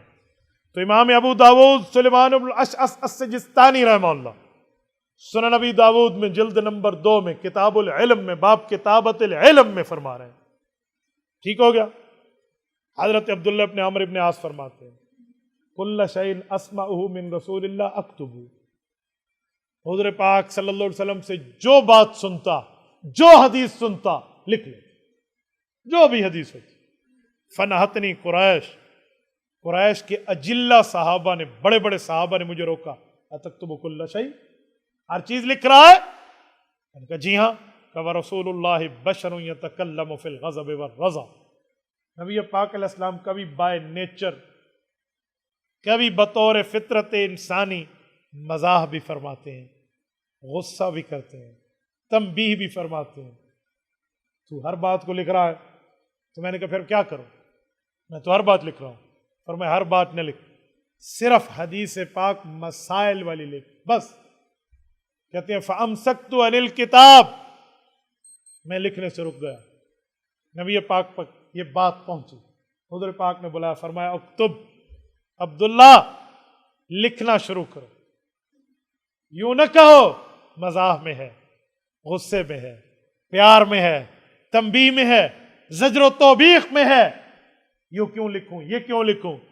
فَأَوْمَا بِأَصْبَعِهِ إِلَىٰ فِيهِ، نبی پاک علیہ السلام نے اپنی انگلی مبارک کو اپنے منہ پہ رکھا، اشارہ کرتے ہوئے فرمایا فَوَالَّذِي نَفْسِي بِيَدِهِ مَا يَخْرُجُ مِنْهُ إِلَّا حَقٌّ، اس اللہ کی قسم جس کے قبضے میں محمد الرسول اللہ صلی اللہ علیہ وسلم کی جان ہے، اس زبان سے اللہ حقیقت جاری فرماتے ہیں۔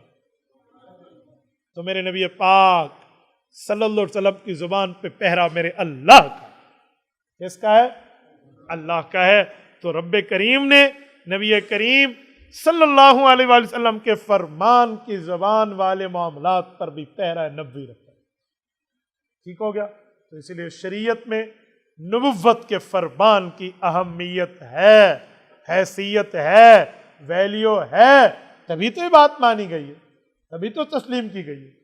ورنہ خلفائے راشدین کی زندگیاں دیکھیں، وہ حدیث سے استدلال نہ کرتے، خلافت راشدہ میں دیکھیں وہ احادیث پاک سے استدلال کرتے۔ نبی پاک دنیا سے رخصت ہوئے ہیں، قبر کہاں بنائی جائے؟ حضرت ابوبکر صدیق رضی اللہ عنہ نے فرمایا، مسند الفردوس دہلمی میں فرمایا، ما دفن نبی الا حیث یموت۔ میں نے نبی پاک علیہ السلام سے یہ بات سنی تھی، یہ مسئلہ سمجھا تھا، میرے پاک پیغمبر نے فرمایا نبی جہاں فوت ہوتا ہے اس کی اس جگہ قبر بنتی ہے۔ اسی بنیاد پہ تو قبر مصطفیٰ آج بھی موجود ہے۔ اللہ آپ تمام لوگوں کو روزہ اقدس پر حاضری کی توفیق عطا فرمائے۔ اللہ آپ کی برکت سے ہمیں بھی لے جائے۔ کہاں میں نہ کہاں نگہت گل۔ آپ ایک دفعہ جائیں روزے پہ اور سوچیں ذرا، اس جگہ اللہ نے ہمیں پہنچایا ہے جہاں 70,000 نورانی ملائک روز یوں ادب کے ساتھ اترتے۔ اے قلم جھک جا، ادب کا مقام ہے، تیری نوک کے نیچے میرے محبوب صلی اللہ علیہ وسلم کا نام ہے، یہ وہ مقام ہے۔ 1000 بار بشویم دہن ز مشک گلاب، ہنوز نام تو گفتن بے ادبیست، کا 1000 بار میں اپنے منہ کو اگر مشک گلاب سے بھی دھو لوں، پھر بھی نبوت کا نام اپنی زبان سے لوں تو عارفین کے ہاں تو یہ بے ادبی ہے۔ اس جگہ بندہ پہنچ کے تو دیکھے۔ مسند اسحاق میں ہے کہ جو 70,000 فرشتے نبوت کے سلام کے لیے صبح، 70,000 فرشتے شام کو اترتے ہیں، ان فرشتوں کی قیامت تک دوبارہ باری نہیں آتی، اللہ کے اتنے فرشتے ہیں۔ وَمَا يَعْلَمُ جُنُودَ رَبِّكَ إِلَّا هُوَ، سورۃ مدثر پارہ نمبر 29 رب کریم ہی نے ہمیں بتا دیا کہ اللہ کے فرشتے کتنے ہیں، یہ رب ہی جانتا۔ تو میرے دوستو، یہ اس مقام پر فرشتے اتر رہے ہیں۔ نبی پاک علیہ السلام کی یہ قبر مبارک ابو بکر صدیق کی اس بات پہ موجود ہے جو یہ مسئلہ ان امت کے لیے نبوت سے سمجھا تھا۔ مجھے بتائیں پھر فیصلہ نہیں ہو گیا؟ آپ کہہ رہے ہیں اتھارٹی آف سننا نہیں ہے، نبوت کی قبر مبارک بھی نبوت کی وفات کے بعد اتھارٹی آف سننا سے بن رہی ہے۔ آئے حضرت عمر فاروق رضی اللہ عنہ کو امام قرطبی رحمۃ اللہ لکھتے ہیں الجامع لاحکام القرآن للقرطبی میں، ھدی للمتقین آیت نمبر 2 سورۃ نمبر 2 سورۃ البقرہ کے تحت کہ حضرت عمر نے پوچھا، او بھائی یہ ھدی للمتقین میں تقوی والوں کے لیے قرآن ہدایت ہے، یہ مجھے بتائیے تقوی کسے کہتے ہیں؟ آپ نے نبی پاک علیہ السلام سے اس بارے میں کوئی تشریح سنی تھی؟ تو حضرت ابی نے عرض کیا، امیر المؤمنین جواب دوں یا سوال کروں؟ کہ جواب دے۔ کہ نہیں، میں سوال کرنے لگا ہوں کہ میرے سوال میں آپ کے سوال کا جواب موجود ہے۔ فرمایا اچھا پھر سوال کرو۔ تو حضرت عمر سے حضرت ابی نے پوچھا، اما سلکت طریق ذا شوک، کبھی آپ ان راستوں سے گزرے ہیں جس راستے پہ کانٹے ہوں؟ فرمایا نعم سلکت مرارا، کئی مرتبہ گزرا ہوں۔ فرمایا کیف سلک، گزرتے وقت آپ کی کیفیت کیا ہوتی ہے؟ کہ شممت ثیابی ثم سلکت، اپنے کپڑے لپیٹ لیتا ہوں پھر آگے جاتا ہوں کہ کوئی کپڑا کسی کانٹے میں الجھ نہ جائے۔ تو فرمایا فذاک تقوی، محبوب مصطفیٰ نے ہمیں یہی سمجھایا کہ دنیا سے ایسے گزرو کہ دنیا تمہارے دل میں گھر نہ کر لے۔ مجھے بتائیں یہ نبوت کی ترتیب پہ نہیں ہے تو اور کیا ہے؟ یہ رسالت مآب علیہ الصلوۃ والسلام کے معاملات پہ نہیں ہے تو اور کیا ہے؟ سنیے آگے چلیے۔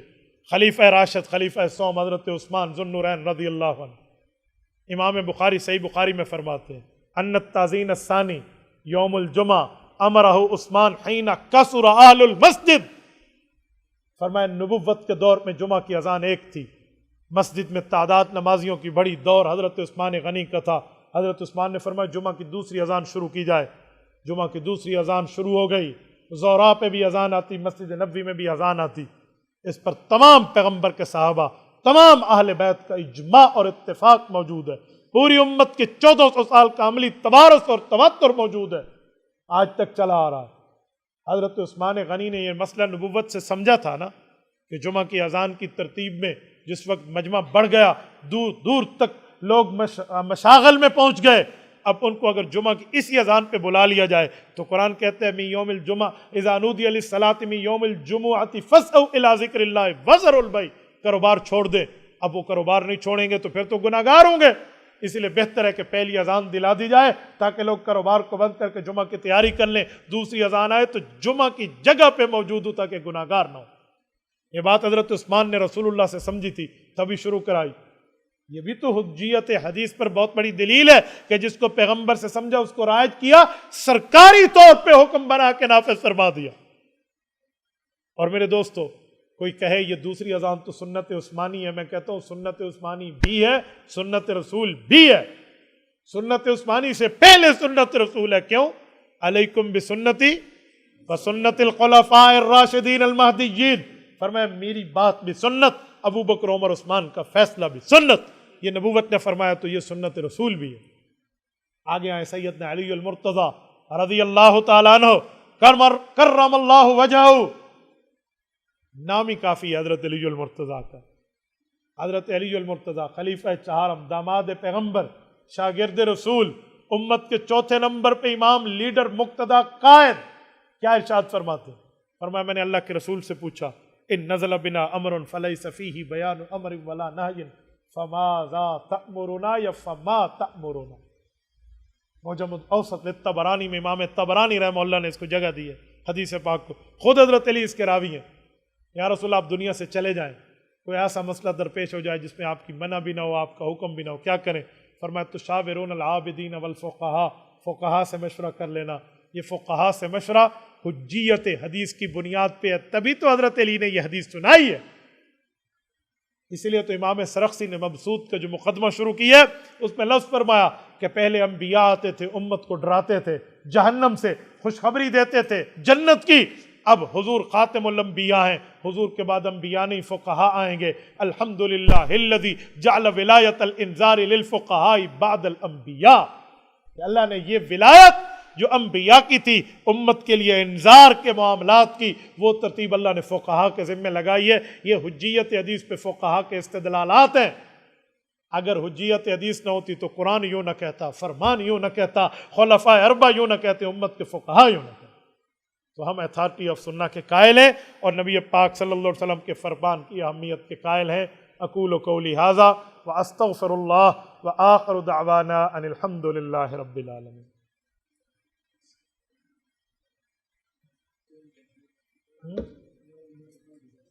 سوالات کے جوابات آپ امیر سے دے دو، ٹائم پورا۔ 3 طلاق کا مسئلہ آپ نے پڑھ لیا؟ نہیں پڑھایا جائے گا نا؟ مفتی صاحب اپنا نمبر دے دیں۔ میں نے پہلے تو بتایا کہ حروف ابجد میں میرے نام کا نمبر 9 ہے، نہیں بتایا؟ پہلے ہی بتایا، پھر آپ کیا کرتے ہیں؟ تو میرا نمبر تو 9 ہے۔ اچھا موبائل نمبر، تو موبائل نمبر کہو نا، آپ نے کہا اپنا نمبر دے دو۔ حروف ابجد میں میرا نمبر تو 9 ہے، موبائل نمبر چاہیے۔ موبائل نمبر بھی میرا نہیں ہوگا، کوئی یو فون کا ہوگا، جیز کا ہوگا، ٹیلی نار کا ہوگا، وارد کا ہوگا، وہ بھی تو میرا نہیں ہے۔ ہاں سم کا نمبر دے دو، اپنی سم کا نمبر۔ دیکھو 3 قیودات آ گئی درمیان میں۔ سب سے پہلی اور بنیادی بات یہ ہے بیٹا، میں نے کال سنتا تھا روزانہ 200 کال کی ریشو تھی، میرے کانوں کا 2 بار آپریشن ہوا ہے، اس میں گلٹیز پیدا ہو گئی تھی۔ اب مجھے ڈائریکٹ کان کے ساتھ فون لگا کے سننا منع ہے، اس لیے میرا موبائل نمبر آف ہے، جسٹ فار واٹس ایپ۔ آپ واٹس ایپ کے ساتھ کے ذریعے مجھ سے رابطہ کر سکتے ہیں، وہ بھی لکھ کے سوال کریں گے اردو کی بورڈ میں کہ ہم پاکستان میں بیٹھے ہیں۔ آپ آؤٹ آف کنٹری ہیں، پھر آپ جس زبان میں دیں جو آپ کی زبان ہوگی، انشاءاللہ تعالی ہم کوشش کریں گے آپ کو جواب دے دیں۔ تو اگر آپ لکھنا چاہتے ہیں تو لکھ لیں، لیکن just for what's app. What's app پہ آپ نے کال کی، بلاک کا آپشن وہاں موجود ہے، یہ آپ کو پتہ ہے، تنگ کرو گے تو کام پورا ہے۔ 0333 998 7709 0333 998 7709۔ مفتی صاحب آپ نے کون کون سے مدرسے میں پڑھا ہے؟ میں نے پاکستان کے مدارس میں پڑھا ہے، سارے مدرسے تینوں 10 دے پھریے۔ غیر مقلدین طلاق کے مسئلے مسلم شریف کی عبارت پیش کرتے ہیں، کیا جواب ہے؟ مسلم شریف میں جو جگہ موجود ہے نا، وہاں یہ ہے کہ حضور پاک علیہ السلام کے دور میں، حضرت ابو بکر کے دور میں، حضرت عمر کے شروع کے 2 سال کے دور میں 3 طلاق کو 1 گنا جاتا تھا۔ اس میں یہ نہیں ہے حضور گنتے تھے، ابو بکر گنتے تھے، عمر گنتے تھے، وہ ان جن تک مسئلہ نہیں پہنچا تھا وہ گنتے تھے۔ ایک اس کی جواب یہ ہے، اس کے کئی جوابات اور بھی ہیں۔ ورنہ ایک اور حدیث بھی وہاں موجود ہے کہ حضور کے دور میں، ابو بکر کے دور میں، حضرت عمر کے شروع کے 2 سال کے دور میں متع بھی جاری تھا. تو پھر یہ تھوڑی کرتے تھے، جن تک متع کی حرمت نہیں پہنچی تھی وہی کرتے تھے. اس کے تفصیلی جوابات اور بھی ہیں. استاد محترم فیس بک پر متکلم اسلام حضرت استاجی کا جواب آیا ہے اس بارے میں جمہوریت تو حضرت استاجی دامت برکاتہم روزانہ آپ سے مخاطب ہیں. آپ حضرت استاجی سے پوچھیے اور انشاءاللہ تعالی شافی کافی وافی جواب آپ کو ملے گا. علماء دیوبند ذکر بالجہر کرتے ہیں، اس پہ دوام کرتے ہیں. تو اس کے لیے عقیدت اللہ شرک کا فتویٰ، کوئی چھوٹا موٹا فتویٰ آپ کے پاس نہیں ہے. اللہ کے نام کا ذکر کرنا شرک ہے. قرآن کہتے ہیں وَاذْكُرِ اسْمَ رَبِّكَ، اپنے رب کے نام کا ذکر کرو.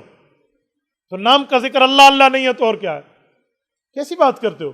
باقی جو شیخ اس پر دوام کراتا ہے تو وہ اس بنیاد پہ ہے کہ وہ شیخ تعلیماً دوام کرا رہا ہے، تربیتاً دوام کرا رہا ہے. ہماری اس مسجد میں جہاں آپ مرکز میں بیٹھے ہیں، صبح نماز پڑھ کے آپ سورۃ یاسین پڑھتے ہیں نہیں پڑھتے؟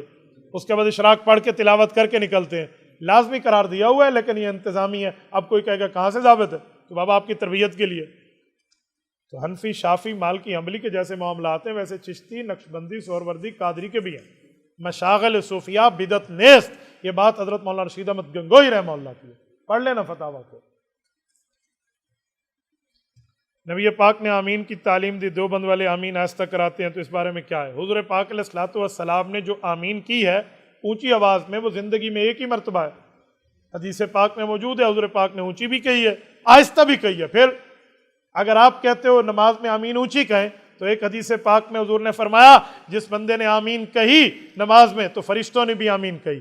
فَمَنْ وَافَقَ تَأْمِينَهُ تَأْمِينُ الْمَلَائِكَةِ غُفِرَ لَهُ مَا تَقَدَّمَ مِنْ ذَنْبِهِ. تمہاری آمین فرشتوں کے آمین کے ساتھ مل گئی، پچھلے گناہ معاف ہو گئے. تو فرشتوں کے ساتھ آمین مل گئی. کیسے؟ فرشتے بھی آہستہ کہیں تم بھی آہستہ کہو. توافق بالکیفیہ مل گئی. آپ نے فرشتوں کبھی اونچی سنی ہے؟ نہیں سنی. تو پھر فرشتوں کے ساتھ آمین تب ملے گی جب آپ اسی طرح کہیں گے. مفتی صاحب آپ نے کتنی شادیاں کی ہیں؟ اور کہ میرے رشتے دا تو پروگرام ہے کرانے تو دسو. ہاں خدا آپ کو حج پہ لے جائے، آپ کوئی بات کر لیں تو میں انشاءاللہ تعالیٰ پوری یہ مجھ سے میرے رشتہ دار پوچھے نا آپ کا معاملہ کیا ہے. ہاں بخاری شریف میں ہے یزید کے لیے المماتی لوگ کہتے ہیں رجل صالح کا لفظ ہے. تو اس کا جواب دے دیں جی ٹھیک ہے نا، رجل صالح کا ہے، امیر المومنین تھوڑی کا ہے. تم تو اس کو امیر المومنین ابا بنانے پہ بیٹھے ہوئے ہو. وہاں بھی رجل ہے، ٹھیک ہے رجل. اس رجل کی ہم نے بیعت کی ہے. کیا معنی؟ ہم نے حضرت ابو بکر امیر المؤمنین کی بیعت کی، حضرت عمر امیر المؤمنین، عثمان، حضرت علی امیر المؤمنین، حضرت معاویہ امیر المؤمنین کی بیعت کی. صحابہ پھر کہتے ہیں اس رجل اس شخص کی بھی کر لی. تو وہ تب تک رہی جب تک حضرت حسین کے واقعہ کربلا نہ ہوا. جب ہو گیا تو پھر بیعت ٹوٹی. یہ بھی آگے لکھا ہوا ہے. تو کرنے والی بات بتاتا ہے، توڑنے والی نہیں بتاتا. مولانا جمشید رحمۃ اللہ علیہ میں ریمنڈ میں سمجھایا کرتے تھے پورے دین پہ چلنے میں کامیابی ہے تو پوری بخاری مان، ادھوری نہ مان، پورے مسئلے کو مانو. استاد جی آپ نے کہا تھا یہ ٹوٹکا ہے انگوٹھے چومنا، یہ کہاں لکھا ہوا ہے؟ بابا یہ شامیہ میں لکھا ہوا ہے، وہاں بہت سے ٹوٹکے لکھے ہوئے ہیں تو اس میں ایک ٹوٹکا یہ بھی لکھ دیا گیا. مفتی صاحب آپ کے ساتھ تصویر کھینچنے کو دل کرتا ہے. اس کا کیا وہیں سے ٹھہر کے سیلفی لے لو بابا. اب میں تمہارے ساتھ یوں منہ بنا کے تمہیں کہوں گا ایک فوٹو لے لو. خدا کے بندے تمہیں اللہ حج پہ لے جائے، بس فوٹوؤں کے علاوہ دنیا میں اور کوئی کام نہیں ہے. غیر مقلدین 20 تراویح پڑھتے ہیں، کہتے ہیں حضرت عمر سے سند کے ساتھ ثابت کرو. کیوں حضرت عمر سے؟ رسول اللہ سے ثابت ہے. حضرت عمر تو ان کے بعد میں ہے. ہاں مصنف ابن ابی شیبہ جلد نمبر 3 قیام رمضان کا تحت لکھا ہے صلی رسول اللہ علیہ وسلم فی رمضان 20 رکعتوں والوتر. ابن عباس فرماتے ہیں حضور پاک علیہ السلام میں رمضان المبارک میں 3 وتر پڑھاتے اور 20 رکعت تراویح پڑھاتے. پھر سود کی رقم سے حج کرنا کیسا ہے؟ بالکل بے ایمانی ہے، نہیں کرنا چاہیے. ربیع الاول کا لنگر کھانا کیسا ہے؟ تم روزانہ کے لنگر کھا رہے ہو، ربیع الاول کے لنگر کھانے کا کیا پرابلم ہے؟ عیسیٰ علیہ السلام کے صحابی بننے کے لیے معراج کی رات حضور پاک کی اقتداء میں نماز پڑھنا تھا تو کیا انبیاء حضور پاک علیہ السلام کی اقتداء میں صحابی کیوں نہیں بنے؟ بابا وہ نبی ہیں، صحابی امتی ہوتا ہے، ٹھیک ہے. اور حضرت عیسیٰ علیہ السلام حضور کے صحابی تھوڑے ہیں، وہ تو نبی پاک علیہ السلام کے ساتھی ایک نبی ہیں. اور یہاں جب تشریف لائیں گے تو وہ امتی ہوں گے، نبی بھی ہوں گے، لیکن ان کی نبوت یہاں چلے گی نہیں کیونکہ اب دائرہ رسالت محمد ہی ہے. تو اس میں نماز پڑھنے کی وجہ سے معاملہ کیا ہے؟ آپ نبی کو صحابی بنا دیتے ہیں، اوپر لیول سے بندہ نیچے تھوڑی آتے ہیں، نیچے لیول سے ترقی ہوتی ہے. آپ تنزلی کی باتیں کر رہے ہیں بھائی۔ مفتی صاحب جو لوگ ہمارے نبی پاک کے دور میں مرتد ہو گئے تھے وہ صحابی تھے یا نہیں تھے؟ صحابی کے بارے میں جو مرتد ہوئے ان کے بارے میں کہہ دیں۔ بابا کون مرتد ہوا ہے؟ جرأت کرے نام پیش فرمائیں۔ صرف حضرت عبداللہ بن ابی سر رضی اللہ عنہ کی بات ہے، اس کے بعد وہ بھی دوبارہ کلمہ پڑھ رہے ہیں۔ کچھ معاملے میں شک پڑا تو اس کے لیے ارتداد ہوا، تو دوبارہ واپس آ کر کلمہ پڑھا، وہ صحابی ہیں، اس پہ کون سا پرابلم ہے یار؟ صحابی کہتے ہیں اس کو جو نبوت کی صحبت اختیار کرے اس میں موت آئے، ان کی موت کلمے پہ آئی ہے، آپ کیسے اعتراض کر سکتے ہیں؟ بہت اہم مسئلہ ہے بابا، یوں نہیں ہے۔ نبوت کے صحابہ کرام کا معاملہ تو بہت ہائی لیول کا ہے۔ اللہ تعالیٰ ہر جگہ باعتبار علم یا باعتبار ذات موجود ہے، جمہور کا مسلک اللہ تعالیٰ ہر جگہ موجود ہے۔ اس جملے میں کچھ سمجھیے، تین باتیں ہیں سمجھانے کے لیے۔ اصل عقیدہ یہ ہے ہوا موجود بلا مکان، اللہ بلا مکان موجود ہے، جو علماء سمجھتے ہیں۔ عوام کو سمجھایا جاتا ہے اور طلبہ کو سمجھایا جاتا ہے اللہ حاضر و ناظر ہے، اور عوام کو سمجھایا جاتا ہے اللہ ہر جگہ موجود ہے پر جسم سے پاک ہے۔ ٹھیک ہے، باقی آپ کہتے ہیں اللہ علم کے اعتبار سے ہر جگہ ہے، تو باپا اللہ کا علم اللہ کی ذات سے جدا نہیں ہے۔ صفات نہ اللہ کی ذات کے عین ہیں نہ اللہ کی ذات کے غیر ہیں، جہاں علم وہاں ذات، جہاں ذات وہاں علم۔ یہ ہو سکتا ہے کہ اللہ کی ذات اللہ کے علم سے جدا ہو، سبحان اللہ۔ مفتی عبد الواحد ادھر بیٹھا ہے اور اس کا افتاء ادھر بیٹھا ہے، یہ ہو سکتا ہے۔ حافظ ادھر بیٹھے اور اس کا حفظ وہاں پڑا ہوا ہے، عالم ادھر بیٹھے اور علم وہاں پڑا ہوا ہے۔ بھائی ادھر موصوف سے صفت جدا نہیں ہوتی، تم خالق کائنات کے لیے بات کرتے ہو، جہاں اللہ کا علم وہاں اللہ کی ذات، پر اللہ جسم سے پاک ہے۔ مفتی صاحب اصول حدیث میں غیر مقلدین کو آپ نے جہنمی کہہ دیا تھا، میں نے تو نہیں کہا جہنمی۔ جو جملہ میں نے کہا اس کو سمجھیے، جو جملہ میں نے کہا اس کو سمجھیے۔ شاہ عبد العزیز محدث دہلوی رحمۃ اللہ علیہ نے تفسیر عزیزی میں لکھا ہے کہ جو جہنم میں جائیں گے وہ یہی روتے ہوئے کہیں گے، لو کننا نسمع و ناقل ما کننا فی اصحاب السعیر، اے کاش کہ ہم سن لیتے یا سمجھ لیتے تو جہنمی نہ ہوتے۔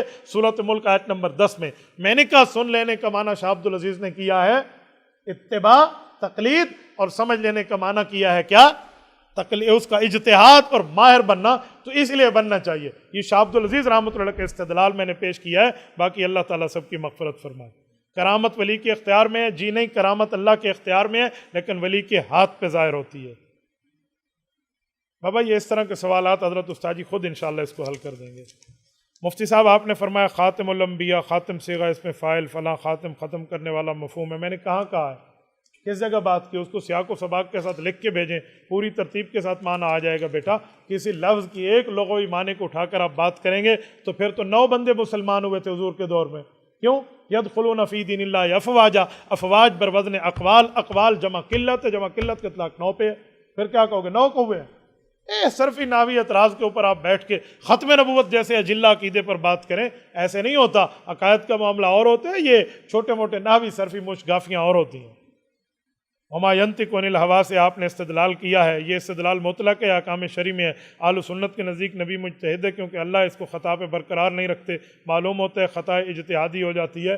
میرے بھائی اگر آپ کے اپنے دعوے کے ساتھ 2 دلیلیں بھی لکھ دیتے تو بات پوری ہو جاتی۔ وما ینطق عن الہوا مطلق ہے، اللہ نے اس کی تقیید نہیں کی، تو المطلق اذا اطلق یراد به فرد الکامل، اور المطلق یجری علی اطلاقہ والمقید یجری علی تقییدہ ہے۔ اس اصول کو دیکھیں گے تو آپ کو سمجھ آ جائے گا انشاءاللہ۔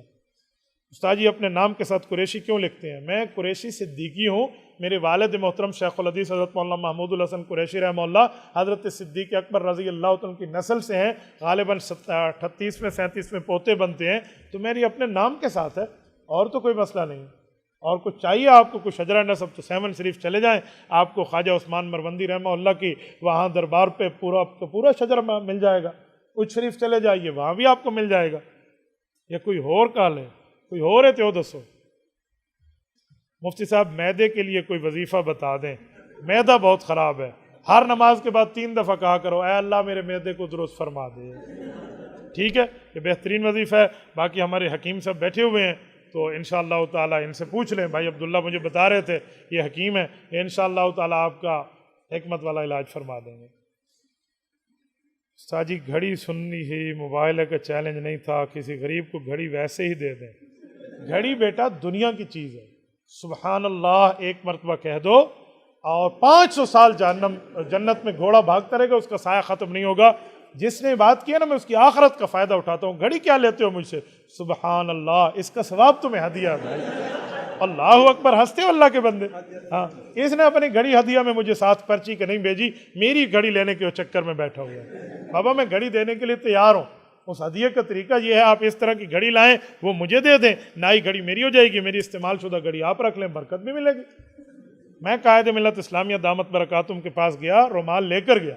میں نے کہا حضرت یہ سنت جبرائیلی آپ پہنتے ہیں، یہ نیا رومال ہے، یہ آپ لے لیں، آپ استعمال شدہ دے دیں. انہوں نے میرے اوپر شفقت فرمائی، مجھے دے دی. ہدیہ لینا دینا یہ ہوتا ہے. ہاں استاد جی اے بھی دے دو، مینوں جڑی ایک چیز ہے وہی کھول آؤ. سبحان اللہ، آپ ہدیہ لگ کے بیٹھے. استاد جی آپ ٹوپی پہنتے ہیں، یہ جو پہنی ہوئی ہے اس کا حوالہ دیں، 03 آگے لکھا ہے. اور خدا کے بندے یہ ٹوپی نہیں ہے، یہ پگڑی ہے، یہ پگڑی ہے. آپ جا کر ترکی میں پوچھ لیں، ٹھیک ہے. جم الجوامع میں حدیث پاک موجود ہے کہ رسالت امام علیہ السلام نے پگڑی بغیر شملے کے بھی پہنی ہے. کبھی کبھی تو ہم شملے والی بھی پہنتے ہیں، بغیر شملے کے پہنتے ہیں، سفید بھی پہنتے ہیں، سیاہ بھی پہنتے ہیں. ہر طرح کی پگڑی میں پہن لیتا ہوں جو مسنون ہے اور سنت سے ثابت ہے. اس پہ تو کوئی پرابلم نہیں ہے، تو ساری سنتوں پہ عمل کر لینا چاہیے. نبی پاک علیہ السلام کی روح مبارک قبض کی جائے تو تکلیف ہوئی یا نہ ہوئی، نبی پاک علیہ السلام کی اس بارے میں تفصیلات اتھینٹک روایات کے اندر موجود نہیں ہیں. نماز جنازہ کے فوراً دعا نہ مانگیں، اس پہ کوئی عقلی دلیل دیں. حضور پاک علیہ السلام نے فرمایا 3 چیزوں میں دیر نہ کرو. جب جنازہ تیار ہو جائے، بے نکاحی عورت کے جوڑ کا خاوند ملے اور نماز کا وقت ہو جائے، تو اس سے پتہ چلا اس چیزوں میں دیر نہیں کرنی چاہیے. تو نبی پاک صلی اللہ علیہ وسلم نے جو فرما دیا جنازہ تیار ہو جائے تو دیر نہ کرو، جنازہ تیار ہو گیا، اب آپ کیوں دیر کرتے ہیں؟ آپ نے دعا مانگنی ہے نماز جنازہ کے بعد تو وفا والی دعا مانگیں جو حضور قبر پہ مانگتے تھے. سلام کے بعد نبی پاک علیہ السلام کی عادت مبارکہ نہیں تھی دعا مانگنے کی، قبر پہ جا کے مانگتے تھے تاکہ 2 قرات کا ثواب مل جائے. آپ بھی قبر پہ جا کے مانگیں، وہ وفا والی دعا ہے. قبر پہ اذان نہ دینے کی کوئی دلیل دیں. بیٹا دینے کی والے سے دلیل مانگی جاتی ہے، نہ کرنے والے سے دلیل نہیں مانگی جاتی. یہ تو وہی حال ہے، کوئی مجھ سے پوچھے مولوی صاحب یہ میز آپ کی ہے، میں کہوں گا نہیں، وہ کہے گا دلیل دو. تو وہ خدا کے بندے جو کہے گا میز میری ہے دلیل وہ دے گا، جو کہے میز میری نہیں ہے یہ کون سی دلیل دے گا؟ میں تم سے پوچھوں یہ پراڈو آپ کی ہے، نہیں میری نہیں ہے، دلیل دو، کاغذ دکھاؤ. وہ کہے گا جو کہے گا گاڑی میری ہے کاغذ وہ دکھائے گا. خدا کے بندے میں تو قبر پہ اذان کا قائل نہیں ہوں، تو آپ مجھ سے دلیل کیوں مانگتے ہیں؟ جی دلیل دے دو، لو جی. ایک بندے سے پوچھو شادی ہوئی ہے، وہ کہے گا نہیں ہوا، نکاح نامہ دکھاؤ. تو بابا نکاح نامہ شادی شدہ دکھائے گا، انمیرڈ کیوں دکھائے گا؟ کنوارے بیچارے سے آپ کہاں مانگنا چاہ رہے ہیں؟ حضور پاک علیہ السلام کی روضہ کی جگہ جنت ہے، جس کی وجہ سے حضور پاک علیہ السلام اس جگہ حضور کو معصوم کہتے ہیں. اس وجہ سے معصوم نہیں کہتے چاچے، عصمت انبیاء کے اور دلائل ہیں. حضرت ابو بکر عمر بھی اس جگہ، ان کے بارے میں کیا خیال ہے؟ وہ بھی جنتی مٹی سے. یہ کون سا مسئلہ ہے؟ حدیث پاک ہے انا و ابو بکر و عمر خلقنا من تربۃ واحدۃ. اور کچھ نہیں تو اپنے فاضل بریلوی کے فتاوی افریقہ کو دیکھ لو، وہاں بھی اس کا حوالہ موجود ہے. وہ بھی لکھتے ہیں انا و ابو بکر و عمر خلقنا من تربۃ واحدۃ، میں ابو بکر و عمر جنت کی قریب قریب مٹی سے پیدا کیے گئے. تو حضرت ابو بکر و عمر رضی اللہ تعالی عنہما کی شان اور مقام کا معاملہ موجود ہے. حضرت علی نے حضرت ابو بکر کے ہاتھ پہ بیعت نہیں کی تھی، اس کو یوں فلاں فلاں کہتے ہیں، حالت تشریح زبردستی بیعت کروائی گئی تھی، زبردستی. اور حضرت علی اے خدا کے بندے، حضرت علی المرتضیٰ شیر خدا ہے. کون ہے؟ شیر خدا ہے. شیر خدا سے زبردستی؟ تم شیر خدا کی عزت پر گستاخی کے مرتکب ہو رہے ہو. حضرت علی نڈر ہے، بہادر ہے، دلیر ہے، شیر خدا ہے، اسد اللہ الغالب، حسنین کا ابا، زہرا کا شوہر ہے. کسی کی مائی کی لال میں جرت جو علی المرتضیٰ کے سامنے اس طرح کی زبردستی کروائے. اور مرحب جیسے سور مائے وقت 1000 بندے سے تنہا لڑنے کا دعویٰ رکھنے والے کو حضرت علی نے ایک ہی وار میں ڈھیر کر کے دکھایا تھا. کہتے ہیں مرحب آئے تو انہوں نے یوں تلواریں ہلائی، اتنی بڑی اس کی قد تھی، پتہ نہیں اونچ کی رال لبوج جتنا وہ بڑا تھا. اور حضرت علی المرتضیٰ کے سامنے ٹھہر کے کہتے ہیں میں مرحب ہوں، انا الذی سمتنی امی مرحب شاک الصلاح وبطل المجرب. حضرت علی نے اس کے وزن پہ وہ شعر پڑھ کے اسے کہا کان الذی سمتنی امی حیدرا کلیس غابات کریہ المنظرا. اے میری ماں نے، فاطمہ بنت اسد رضی اللہ عنہ نے پیدا ہوتے وقت اپنی گود میں مجھے رکھ کے نام شیر رکھا تھا. تو مجھے ڈرائے گا؟ کلیس غابات کریہ المنظرا. تمہیں جنگل میں وہ دوڑا دوڑا کے مارنے کی تکلیف نہیں ہوگی جو میری ایک تلوار کے وار سے ہوگی. آج جرت ہے تو میرے سے 2 آنکھیں 4 کر لو. مرحب نے تلوار ماری، حضرت علی نے ڈھال پہ روکی، تلوار کٹ گئی اس کی. تو وہ شرمندہ پریشان ہوا. حضرت علی نے فرمایا جا کوئی اور تلوار لے. تاکہ یہ نہ ہو کہ علی نہتھوں پہ وار کرتا ہے، یہ نہ ہو مجھے رسول اللہ نے تلوار ذوالفقار دی ہے، لا فتح الا علی ولا سیف الا ذوالفقار، میں نے اس تلوار کا حق ادا کرنا ہے، جا۔ اس نے شرمندگی سے اپنے خادم سے پیچھے تلوار لی، وہ ماری تو وہ بھی ٹوٹی، تو حضرت علی نے کہا میری باری ہے کہ موت اتنی بھی مہلت نہیں دیتی، ایک ہی وار میں اس کو 2 لخت کر کے رکھ دیا تھا۔ یہ ہے علی، آپ اسے کہتے ہیں اسے زبردستی بیعت کروائی گئی، اور ظالمو تم حضرت علی کے شیر ہونے کے قائل ہو۔ حضرت علی نے بخوشی، برضا، برغبت، بالمحبہ، بالمسرت، بالعافیہ، بالعقیدہ، حضرت علی المرتضیٰ نے اپنے خاندان سمیت حضرت ابو بکر کی، پھر حضرت عمر کی، پھر حضرت عثمان کی بیعت کی ہے اور ان کے ساتھی رہے ہیں۔ یہ کون اگر یوں بات ہے تو مجھے دکھائیں، حضرت ابو بکر کی بیعت نہیں کی تو اپنی مسجد علیحدہ بنائی ہو، اس کے پیچھے نماز نہیں پڑھتا، میں اپنی مسجد پر نماز پڑھوں گا، دکھاؤ۔ حضرت حسن حسین نے علیحدہ مسجد بنائی ہو، حضرت عمر کے دور میں، حضرت عثمان کسی ایک جگہ دکھائی ہو، نہیں ہو سکتا بابا۔ ان میں محبت ہے، پیار ہے، تعلق ہے، عقیدت ہے، یگانگت ہے، ان میں محبت نہیں ہے تو دنیا میں محبت ہے کس میں؟ ہاں میں ایک جملہ کہتا ہوں، ابو بکر کا نام عبداللہ ہے، عین سے آتا ہے، عمر عین سے آتا ہے، عثمان عین سے آتا ہے، علی عین سے آتا ہے، رب نے دنیا میں ان کے نام کے جوڑے بنا دیے، ان کو جدا کرو گے؟ ابو بکر الف سے شروع ہو کے علی یا پہ ختم ہوتا ہے، حروف تہجی کی محبت بھی انہی میں بند ہے، آپ اس کے خلاف یہ جملہ نہیں کہہ سکتے، ٹھیک ہے؟ اللہ آپ کو خوش و خرم رکھے، جزاکم اللہ۔ استاد جی آپ کے درس نظامی میں کہاں کہاں پڑھے ہیں؟ بابا میں 8 سال 8 مدرسوں میں پڑھا ہوں، ہر سال نئے مدرسے میں گیا ہوں، اور بتاؤ تمہیں 8 مدرسوں کا نصاب چاہیے، کیا چاہیے؟ جزاکم اللہ تعالی۔ اقول قولی ھذا واستغفر اللہ وآخر دعوانا ان الحمد للہ رب العالمین۔ السلام علیکم ورحمۃ اللہ وبرکاتہ۔